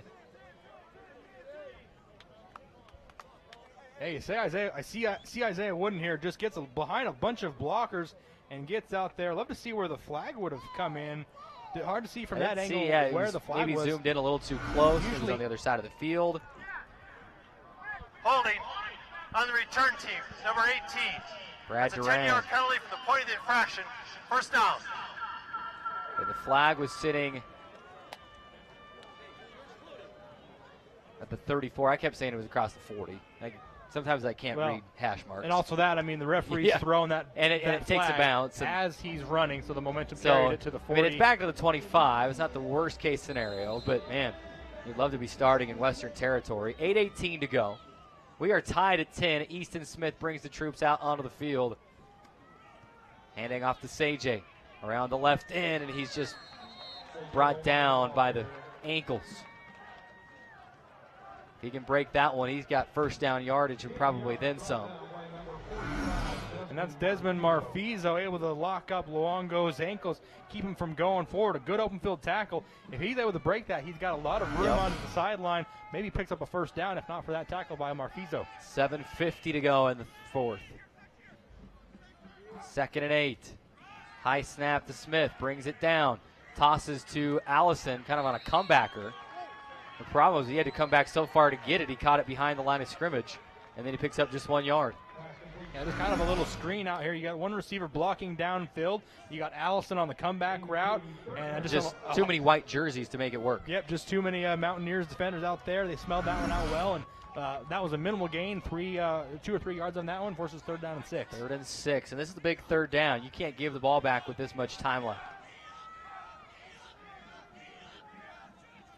They go hard count. They can't draw the Mountaineers offside. Play clock under 10. Down to 5. High snap to Smith. He brings it down. Will loft it down the end zone. Allison is there, and he makes the catch across the 50, down to the 45-yard line. What a play! And that's what happens when you have a 6'3" wide receiver on the outside. Smith just lobs it up and says, hey, go get it. He does just that. That's against number 3, Mason Bodie, a 5'9" defensive back. He got 6 inches there difference on Casey Allison. He's able to go up and grab that ball, bring it in for the first down. Dixie State going to go tempo.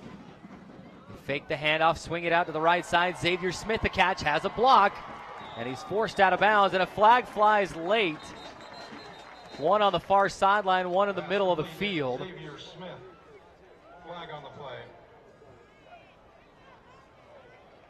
Ineligible receiver downfield, Drayson, judging by the motion they just made. That's going to negate this play. Ineligible downfield, offense, number 64. That's a 5-yard penalty, first down.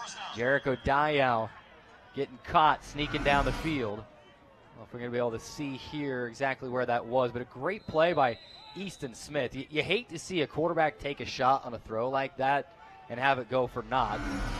That's exactly what happened. First down and 15. You get the down back at least, but you got 15 yards to go for a fresh set of downs. Delayed handoff. Lawrence Starks feeling his way around the left end. And he'll get back 1 yard shy of the original line of scrimmage, pick up a 4 yards. Second down and 11 for the Trailblazers. Good job of Starks here just to kind of wait for his blockers. A lot of times running backs will just like to get out to the end and try to just make a move themselves, but Starks does a good job here of being patient and waiting for the blockers to get out ahead of him. He's able to pick up 4.5 yards, brings down second down and 10, a long 10. 5:50 to go. Clock will become a factor.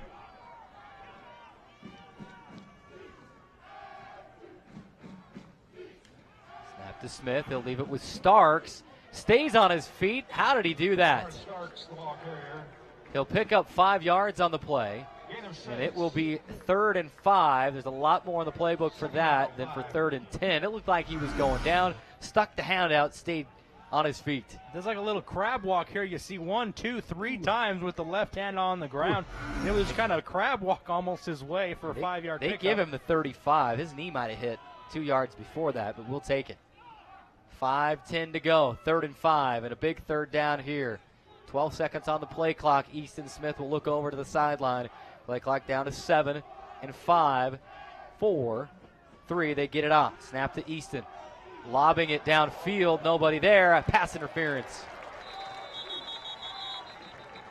The question was, is it going to be pass interference or is it going to be holding? It was kind of a bang-bang play. The ball may have already been thrown, so yeah, you could go either way with it. It was Dominic Fletcher. It certainly was a hold. Yes, it was Dominic Fletcher in coverage, and the distinction between pass interference and holding. Holding, number 26 on the defense. Yep. It's a 10-yard penalty, automatic first down. So the difference there, Carrick, is pass interference happens after the ball is thrown. Holding happens before the ball is thrown. You see here, yes, that's the right call. So he was held back here. He was held back here. He might have been held again down to the 20, and that's the one I saw. Right. That's the distinction between pass interference and holding. That one holding, good enough for a first down at the 30-yard line. Ref left his mic on. Nothing like getting a Fox 40 blasting through their headset. First down for Dixie State. They'll hand off up the middle, and I think that's Lawrence Stark still. Indeed it is, and he'll power his way for 6 yards. Stark's the ball carrier. Now we start to see the Trailblazer run game coming into a crucial part in this game. You see just gives to Starks just right up the middle. He's able to power his way through one or two defenders there. But I've noticed teams, that'll happen when they're keyed in on Sajay. You bring Lawrence Starks in, and for one reason or another, they're not respecting his ability to run as much as Sajay Luongo, and he's just as talented. A big run there on first down, 2nd and 4. He's still in the game. They'll go, nope, they fake the handoff, and they throw it to the tight end. And that did not look good on the tackle. Looked like the leg might have twisted a little bit. That's Yoshikawa. He seems to be okay. I like that play. Fake the read option and toss it out to the tight end, Kentaro Yoshikawa. Yeah, just a chip block here from Yoshikawa. He's able to get it. Just a little flip pass, a pitch pass there, and he's able to get out for a first down. Really good play design there from the Trailblazers offense. I'm glad Yoshikawa's okay because you heard me even when I saw that replay. It just did not look good the way his leg twisted. going down, but he's still in the game. First down and 10 inside the Intermountain Healthcare red zone. 3:40 to go on the clock. They'll hand off to Seijay Luongo, and it's blown up. I tell you, when Seijay's in there, they're able to anticipate when it's going to him. It loses 6 yards on the play. And that's number 28 for the Mountaineers, Josh Nelson. We've called his name a few times today as well. He's been playing, had a good game. He blows Seijay Luongo up way in the backfield. This one goes down at the 22-yard line. A loss of 6 yards on the play. It'll force second down and 16. Both teams with all 3 timeouts remaining. Snap to Smith. Pressure coming. He'll lob it to Seijay out of the backfield. And he's going to get tackled inside the 15 down near the 10, but it will be a hold.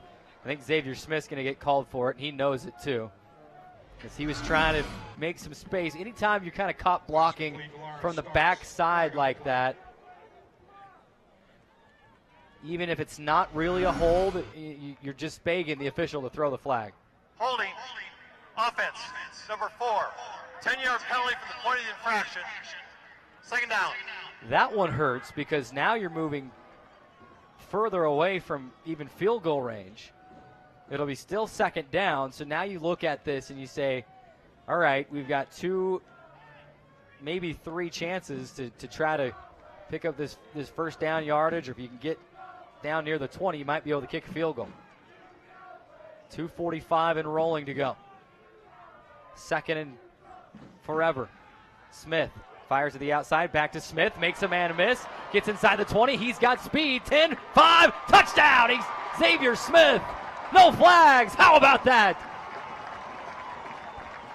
Tremendous play from Xavier Smith here. He's able to make one guy miss on the sideline, then uses his speed to get into the end zone. A simple play design, a 5-yard out route goes to Xavier Smith. He makes the initial defender miss, has lots of green grass in front of him. His speed is able to propel him to the end zone with a hurdle there to cap it off inside the 5. Touchdown for the Trailblazers. The all-important extra point now from A.J. Jurgensen. It's a low snap. They're able to get it down, though, and he splits the uprights.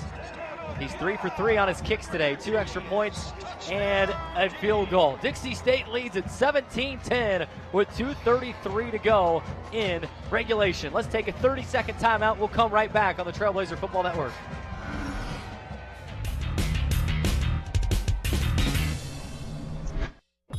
Radio Dixie 91.3. We don't play that. Nope, not that. The big fat no there.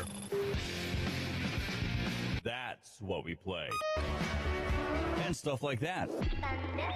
On St. George's only alternative, Radio Dixie 91.3. Oh, and from 9 till midnight, we play this. And this. Radio Dixie 91.3 FM.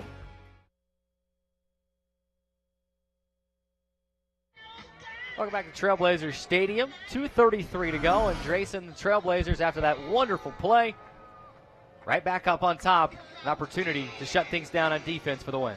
And I liked how they got a lot of their yards on that drive from the ground game. Lawrence Starks played a big part in that, as they were able to pick up a lot of key runs on first and second down, setting up short yardage situations on third down. That one, a big play going to Xavier Smith, makes a great play, makes a guy miss, gets down to the sideline, and gives the Dixie State the 17-10 lead with 2:33 left to play. A.J. Jurgensen will kick this one, and it's fielded about the 5-yard line. The returner hit and brought down at about the 20-yard line. That's where they're going to give him. Is that Nilsson? That's not. I believe that's number 13, Nigel Vaughns. That's a name we haven't called yet today.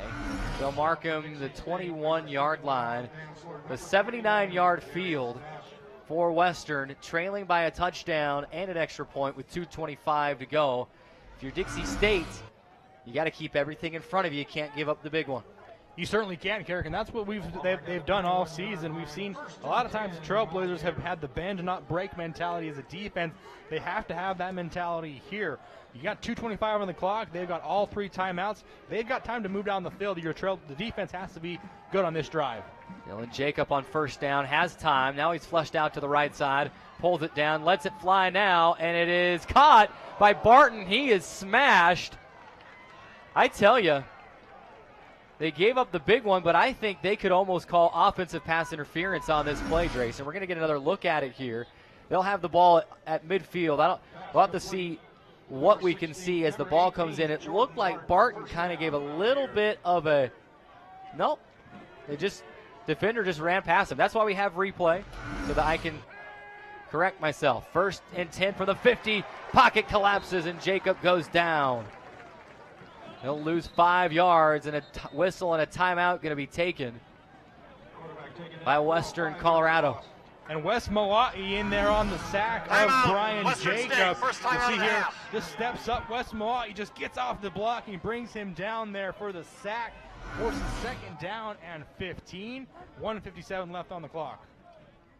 Dixie State leading it by 7. We just had a timeout. We'll remind you that timeouts are brought to you by Catering Concepts. We're going to keep it right here. Don't want to miss anything. This will give us a good opportunity as we begin kind of wind things down here in regulation to give another big shout out to our CEC TV crew. For those of you watching, if you're a Dixie State fan, you know because you've heard me harp on it over and over. If you're a Western Colorado fan, you should know that this production you're watching is, and hearing, for those of you listening on the radio side, is produced mostly by students. There's a few staff in the production van and maybe on some cameras, but it's mostly students out here getting us these great shots. And it's what you get at Dixie State University, wonderful opportunities to get hands-on chances. 2nd down and 15 out of the timeout. Back across to their own 45. Jacob on first down fires across the middle. Pass is tipped and then nearly intercepted. Who is that? That's Mike Jones. That ball, I don't think he could see through the defenders, and it hit him almost right in the gut. I think it was tipped by 3 players. The Dixie State defender, then the offensive receiver, and then again by Mike Jones. That ball is just pinballing in the secondary. Mike Jones not able to intercept that one to seal the game. Scoreboard still shows 3 timeouts remaining for Western Colorado. That's only 2. 1:52 remaining in the 4th. 3rd and 15. Jacob fires near side complete. Pass complete to number 11, Bryce Harvey. And that's Bryce Harvey. Gain of 5 yards. He'll pick up 5 yards. It feels like it went for so much more than that because of how deep he was in the backfield. But a 4th and 10 now, and this for the game. Clock rolling at 1:30.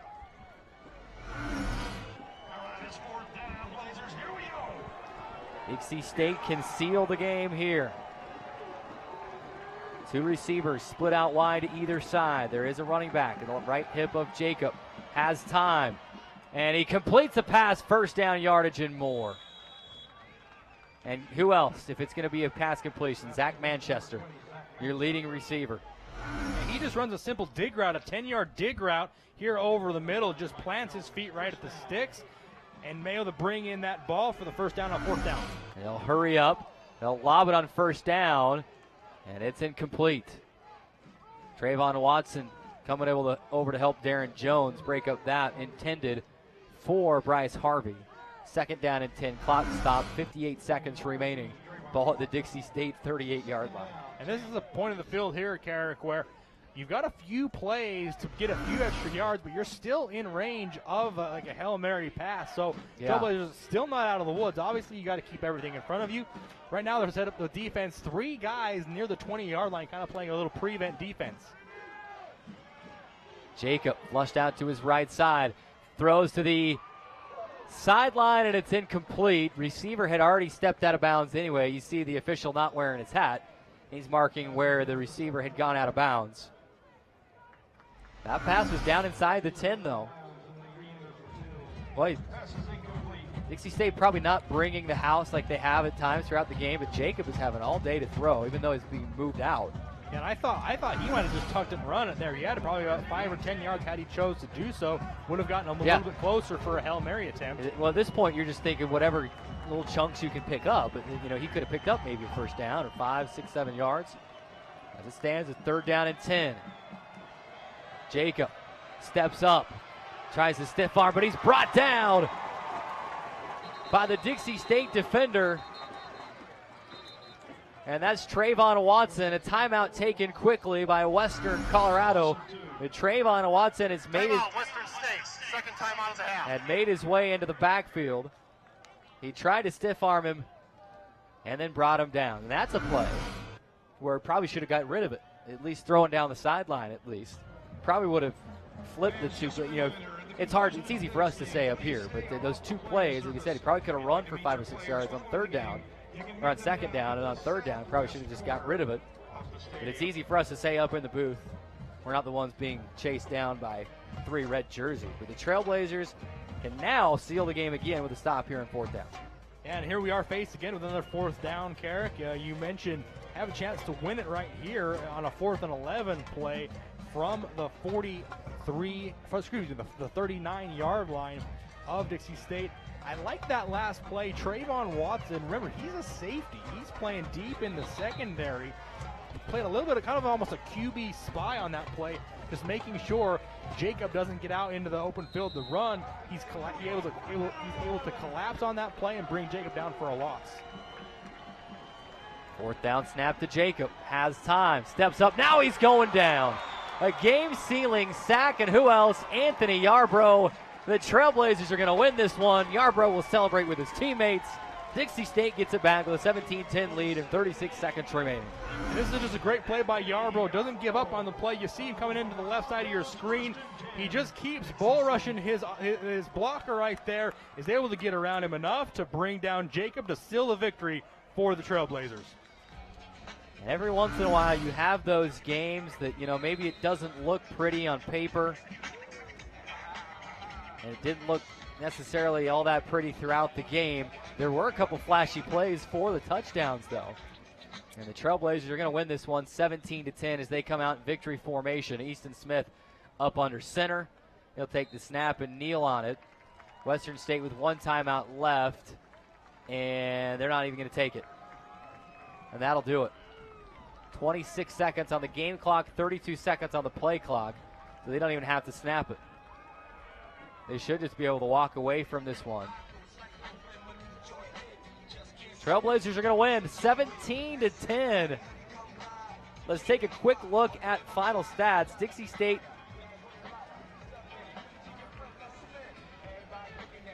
I had to take a break. I don't know if I'm looking at that right.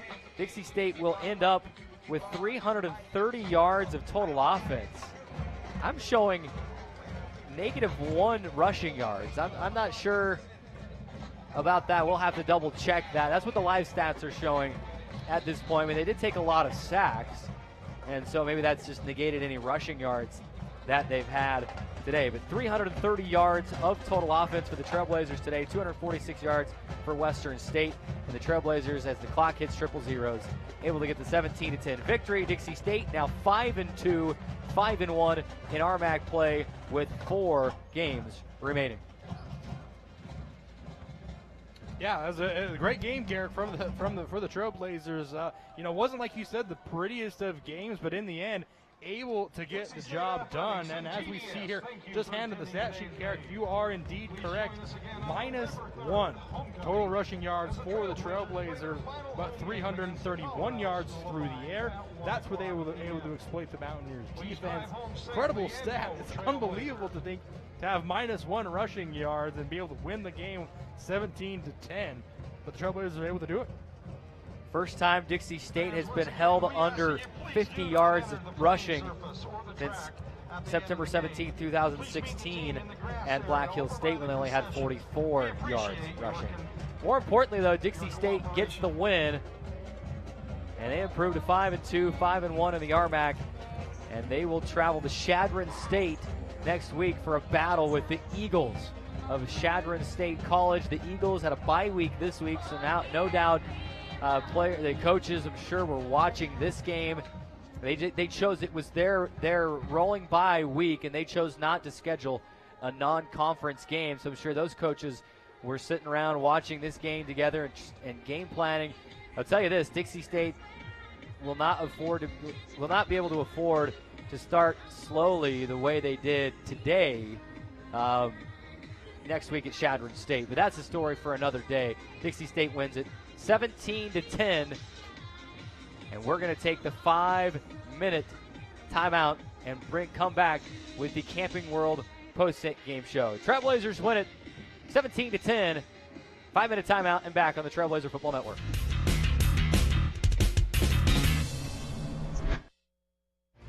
For over a century, Dixie State University has been shaping the Trailblazers of tomorrow by providing a culture of active learning, active life. With a paradigm of real-world experience, mixed with cutting-edge technologies and rich traditions, we provide one of the most affordable educations in the West, set against the most stunning backdrop on the planet.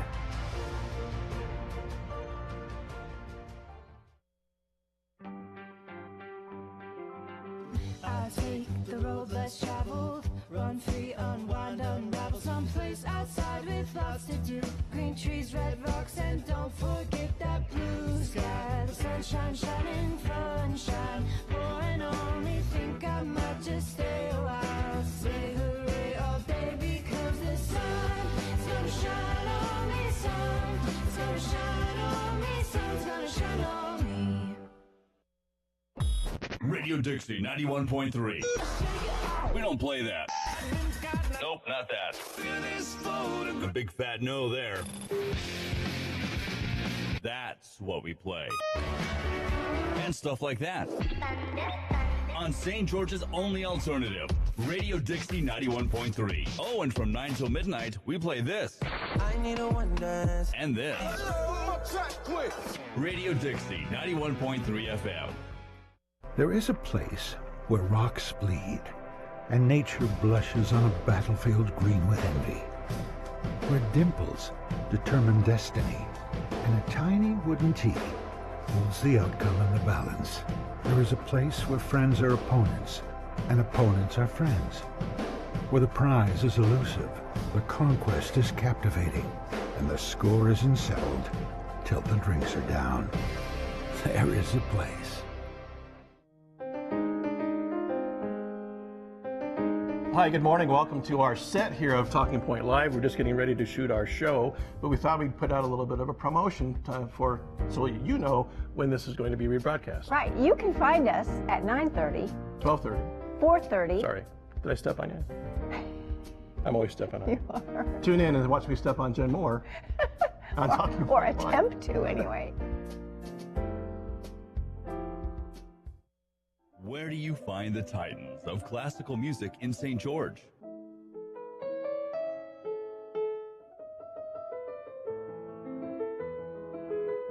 Classical music on Radio St. George, 100.3 FM. Where do you find the legends of jazz?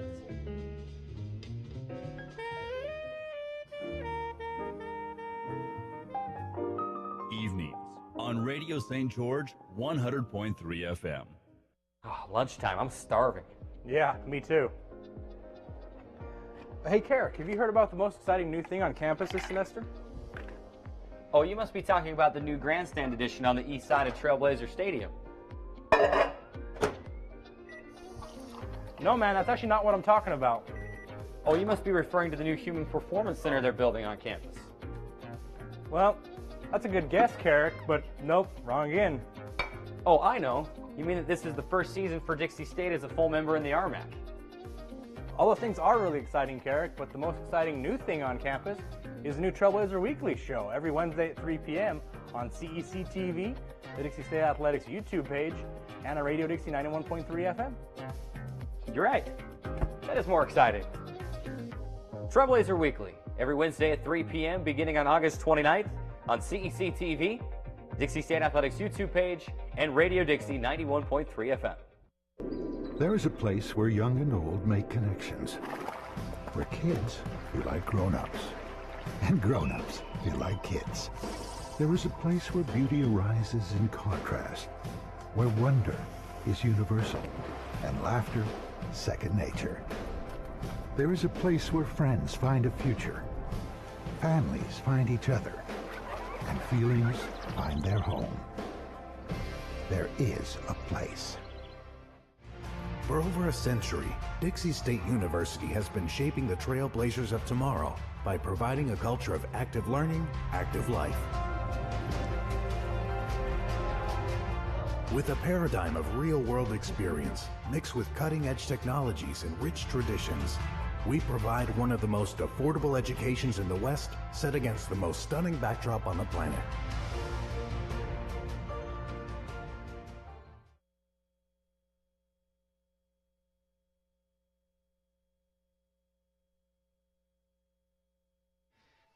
Welcome back inside the broadcast booth here at Trailblazer Stadium. Dixie State hanging on to win 17-10. And at one point did trail in the game, so you could probably call it another comeback, although it was only 7-3. It wasn't a huge comeback. Dixie State controlling the second half and winning it 17-10. Carrick Segmiller and Drayson Ball with you here on the Trailblazer Football Network. We welcome you inside the Camping World post-game show where we will break down the final stats. We'll name a campus dining player of the game as well as a Jimmy John's play of the game.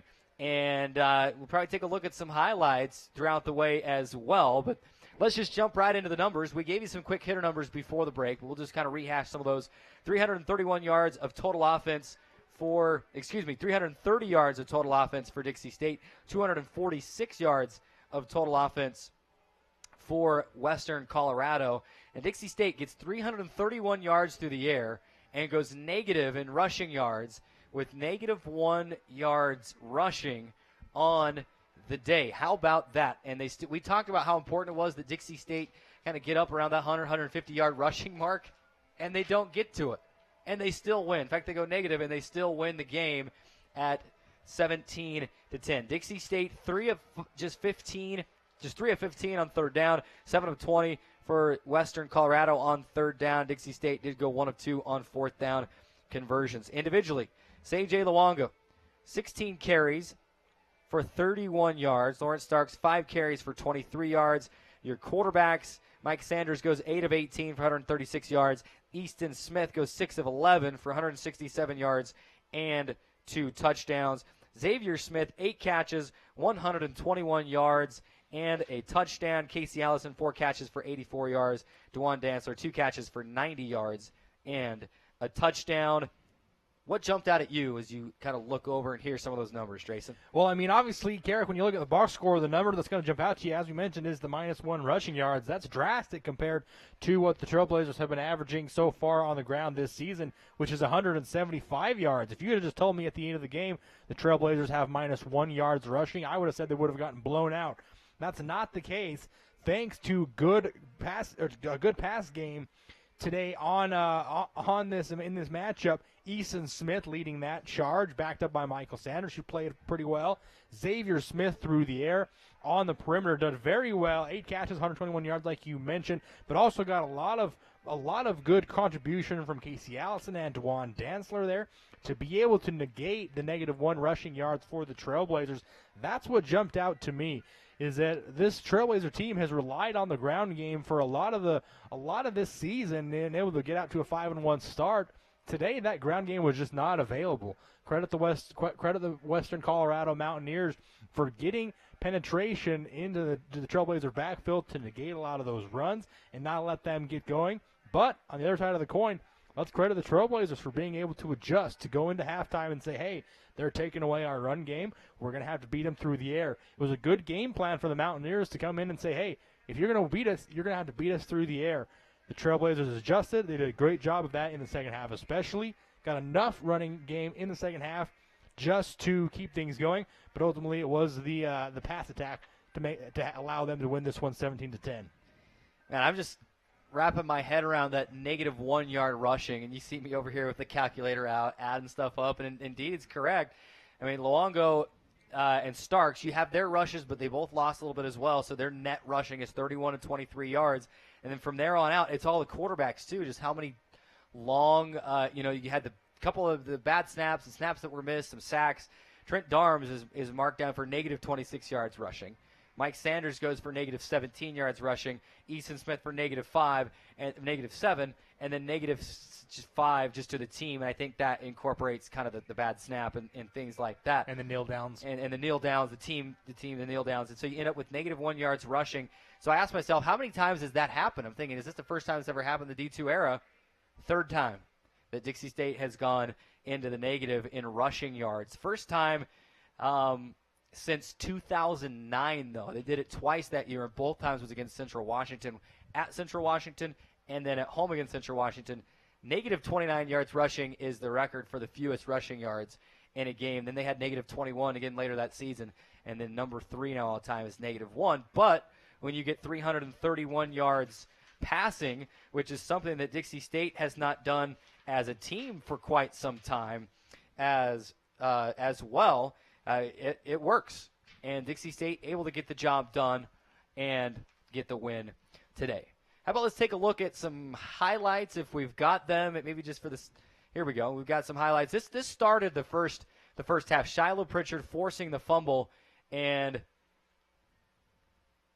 the Trailblazers being able to recover. They didn't do anything with that, but they were at least establishing some momentum early in that game, at least in the second half. You saw the Dixie State defense taking Josh Nilsson down, and key returner for Western State. And how about this? This is one of the nominees for our Jimmy John's play of the game. DeJuan Dantzler making guys miss, outrunning guys at the end zone. He's kind of chugging by the end, but he's able to get in for the score. Yeah, great play there by Dantzler on the sideline. And then Elijah Isaiah downing the ball at the 1-yard line on one of the Josh Carlson punts. This Dixie State defense, though, remained up to the task. You see Cameron Shumway for Western getting away. But the Dixie State defense, as you see Wes Moyant getting a sack. This Dixie State defense, they keyed in when they needed to. And Casey Allison, good to see him make 4 catches for 84 yards. He had a chance to, right there, if he could have got past that tackler, he might have gone for a score as well. Dylan Jacob running into the back of his own guy. And then a little bit later, running out. I mean, how about that? Running out of the sack and then firing incomplete. Isaiah Wooden, this return would be brought back as he returned that ball all the way across the 50-yard line. And they had a holding on the play that brought it back. Easton Smith finding Casey Allison once again. He's the guy that you can just toss it up to and he'll go up and get it. He's not going to miss much. Lawrence Starks had a couple important carries on that drive that led to Dixie State getting this touchdown right here, right after Xavier Smith had been called for a penalty, makes a guy miss. He goes to the end zone. Yeah, great play here by Xavier Smith, just able to get out into space and make a few guys miss and get into the end zone. Western then on the ensuing drive would try to come back. Dixie State swarming to the ball on the kickoff return. But this right here would seal the game. Anthony Yarbrough, a sack on 4th down, and he is all sorts of excited as the Trailblazers clinch the 17-10 victory. Drayson, it's that time where you and I get to hand out some hardware. Campus Dining Player of the Game. And before we do that, I guess I should look at some defensive stats as well. The quickie stat sheets that they hand us only show, 4 guys on it. They don't show the whole defense. But what I do see as I take a quick look at just the 4 guys that are there, and the leading tackler, of course, I got to have the right stat sheet in front of me, though. That's the halftime box score. I don't know what I did with my final one. 8 tackles for Mike Jones. He's your leading tackler. 7 tackles for Alex Lilliard, and Darren Jones had 7 tackles as well. Reinhardt was 6. Trayvon Watson was 6. What that tells me right there, when there's not a double-digit tackler and you win the game, your entire defense is contributing in the win and helping get the job done. Yeah, very balanced defensive effort for the Trailblazers, and they had a lot of guys just flying to the ball. And Trayvon Watson is a guy that stands out to me. He just made a few big plays, especially a couple plays in the backfield or near the line of scrimmage to limit the amount of yards gained for the Mountaineer offense. But like you mentioned, when you have 3 or 4 or 5 or multiple guys on the defensive end of things that can crash hard and blow up plays before allowing anyone to get serious yardage, that's a good indicator that you got a good defense, and that's what the Trailblazers have been able to do so far this season is just to have 5 or 6 guys that can get the job done, and we see it here evident in the defensive stats at the end of this game. Let's name that now, that campus dining player of the game. I teased that, then realized I hadn't talked about any defensive players, any defensive numbers in this post-game show. But for me, as I'm looking at the stats and looking at offensively, it's got to be one guy. I think he really changed the dynamic of this game. For me, it's Xavier Smith. 8 catches, 121 yards, and it's yards after the catch as well, and he goes for the game-winning touchdown, making up for committing a penalty. So for me, that's my vote. The first 100-yard receiver of the season for Dixie State, and they're able to get the win. Is there anyone else? If there's anyone that should get an honorable mention or even up for consideration, Drayson, let me know. I don't want to skip over anyone. I think a few guys that we can give a nod to. Let's not forget Casey Allison. He didn't have the stats don't necessarily jump off the sheet. 84 yards is good, but I think more so than not, Allison was just one of those guys that you could depend on, that you could go to, and he had seemed like a lot of times was making a big clutch play on a third down or something like that. He's just a guy that you could depend on in this game to go to and say, hey, get us 8 yards or get us a first down. Let's also give a little bit of a nod to Easton Smith. Came in 6 of 11, didn't throw the ball that much, but was able to complete 6 of 11 and 167 yards and 2 touchdowns. Was kind of, aided there a little bit by the 3-yard touchdown to DeJuan Dantzler. But let's give a little bit of credit to those guys. They were able to kind of come in and stabilize things, be reliable and be dependable. But I agree. I think you got to give it to Xavier Smith. He was the energy guy early in the game. We said a few times, there's Xavier Smith again. There's Xavier Smith again. He was able to just make the plays today that necessary for the Trailblazers to cruise to a 17-10 win. And I think you got to give it to him because he was the guy that you could turn to more often than not to make a big play. This game barely went over 2.5 hours. Nobody's really counting, but that game flew by, and here we are. I guess I'm going to be able to go home and just watch some other football on a Saturday night and see what else is going on in the sports world. But yeah, Xavier Smith, our campus dining player of the game. How about our Jimmy John's play of the game? I think maybe you have 2 now. One went for longer yardage, but both the Dixie State touchdowns in this game were short passes, receivers getting some blocks, but for the most part doing most of the work and getting down the field.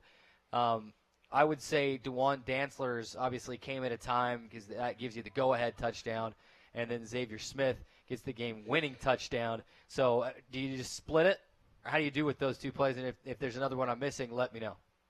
It's kind of hard to pick one because there's not necessarily one that's more important than the other. Obviously, the DeJuan Dantzler catch gives you the lead 10-7, but then Xavier Smith's touchdown gives you the lead again, even though you were tied 10-10. I think if it was me, I would give it to DeJuan Dantzler just based on the fact that he did have to make a few more guys miss. Obviously, with the Xavier Smith play, he made the initial guy miss, but then just had enough speed to get to the end zone. Really, not any other defenders were nearby just because of his speed. But DeJuan Dantzler caught the ball in the flat, basically a 2 or 3 yard pass as far as downfield. But then he was able to run and kind of cut it back into the middle and then back to the sideline and make 3 or 4 guys miss. And then his speed carried him into the end zone late in that play. My nominee would have to go to DeJuan Dantzler. DeJuan Dantzler's 83-yard touchdown catch and run. Your Jimmy John's play of the game, Xavier Smith, the winning touchdown from 31 yards out. Of course, honorable mention tonight, or this afternoon. Not used to having these afternoon games at home. Dixie State victorious 17-10. Let's take a quick look ahead. What lies ahead for Dixie State? Of course, the way the schedule falls this year, only 5 home games. So we're at the point in the schedule after the 3-game homestand in September where you have 1 home game for every 2 road games. So Dixie State now on the road, and it gets tough.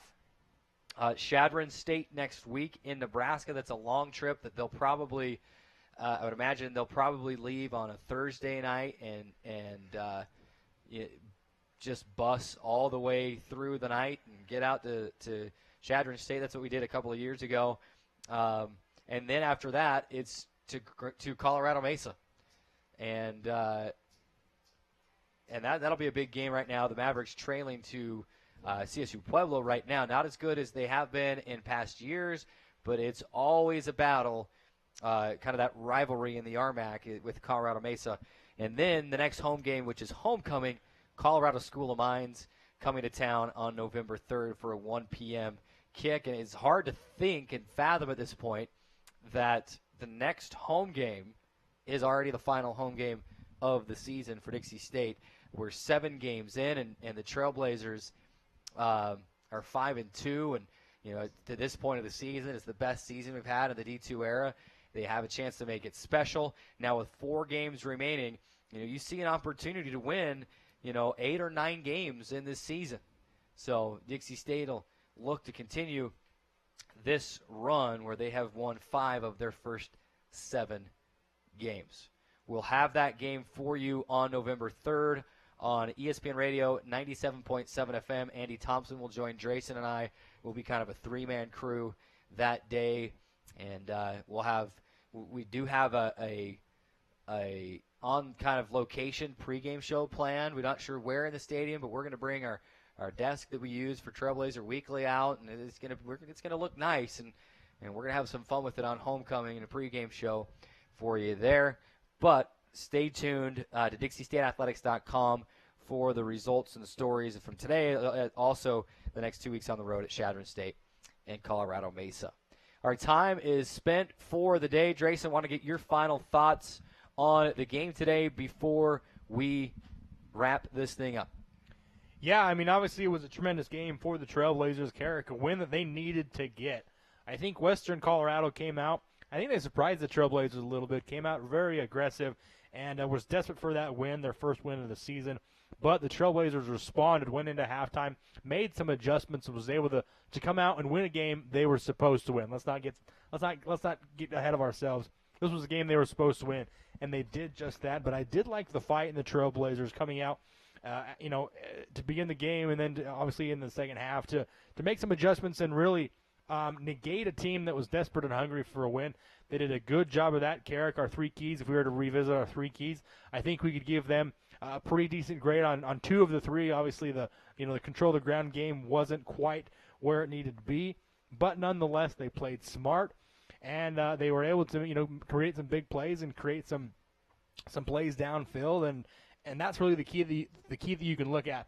Is if you can create big plays and not limit the silly mistakes or the stupid plays, that's something that you can turn to always to be dependable. And they did that today to get a 17-10 win. Of course, Drayson and I will break it all down on Wednesday on Trailblazer Weekly. And I mentioned that we were going to, I forgot to give a few plugs to that. That's our weekly Dixie State Athletics talk show every Wednesday at 3 p.m. on Radio Dixie 91.3, on CEC TV, and on the Dixie State Athletics YouTube page. It's an opportunity we have to talk to a lot of coaches and student athletes, and we'll have some more of those coaches and student athletes on the show this week. We'll break this down, as well as Dixie State volleyball team getting a big win at Colorado Mesa last night.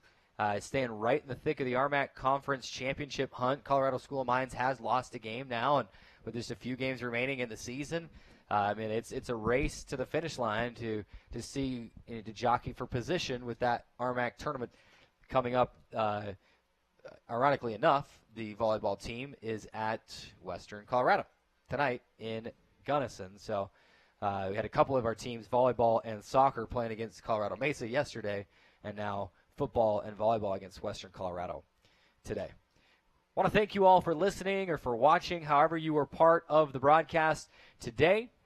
Big shout out to Marcus and James and Lauren and Trey and Dave and everybody that has been part of the CEC TV crew. One of these days I'm going to get a whole list of everybody that's here so I can just name everybody by name because they deserve it. Appreciate their hard work. They're here hours before the game and hours after taking down.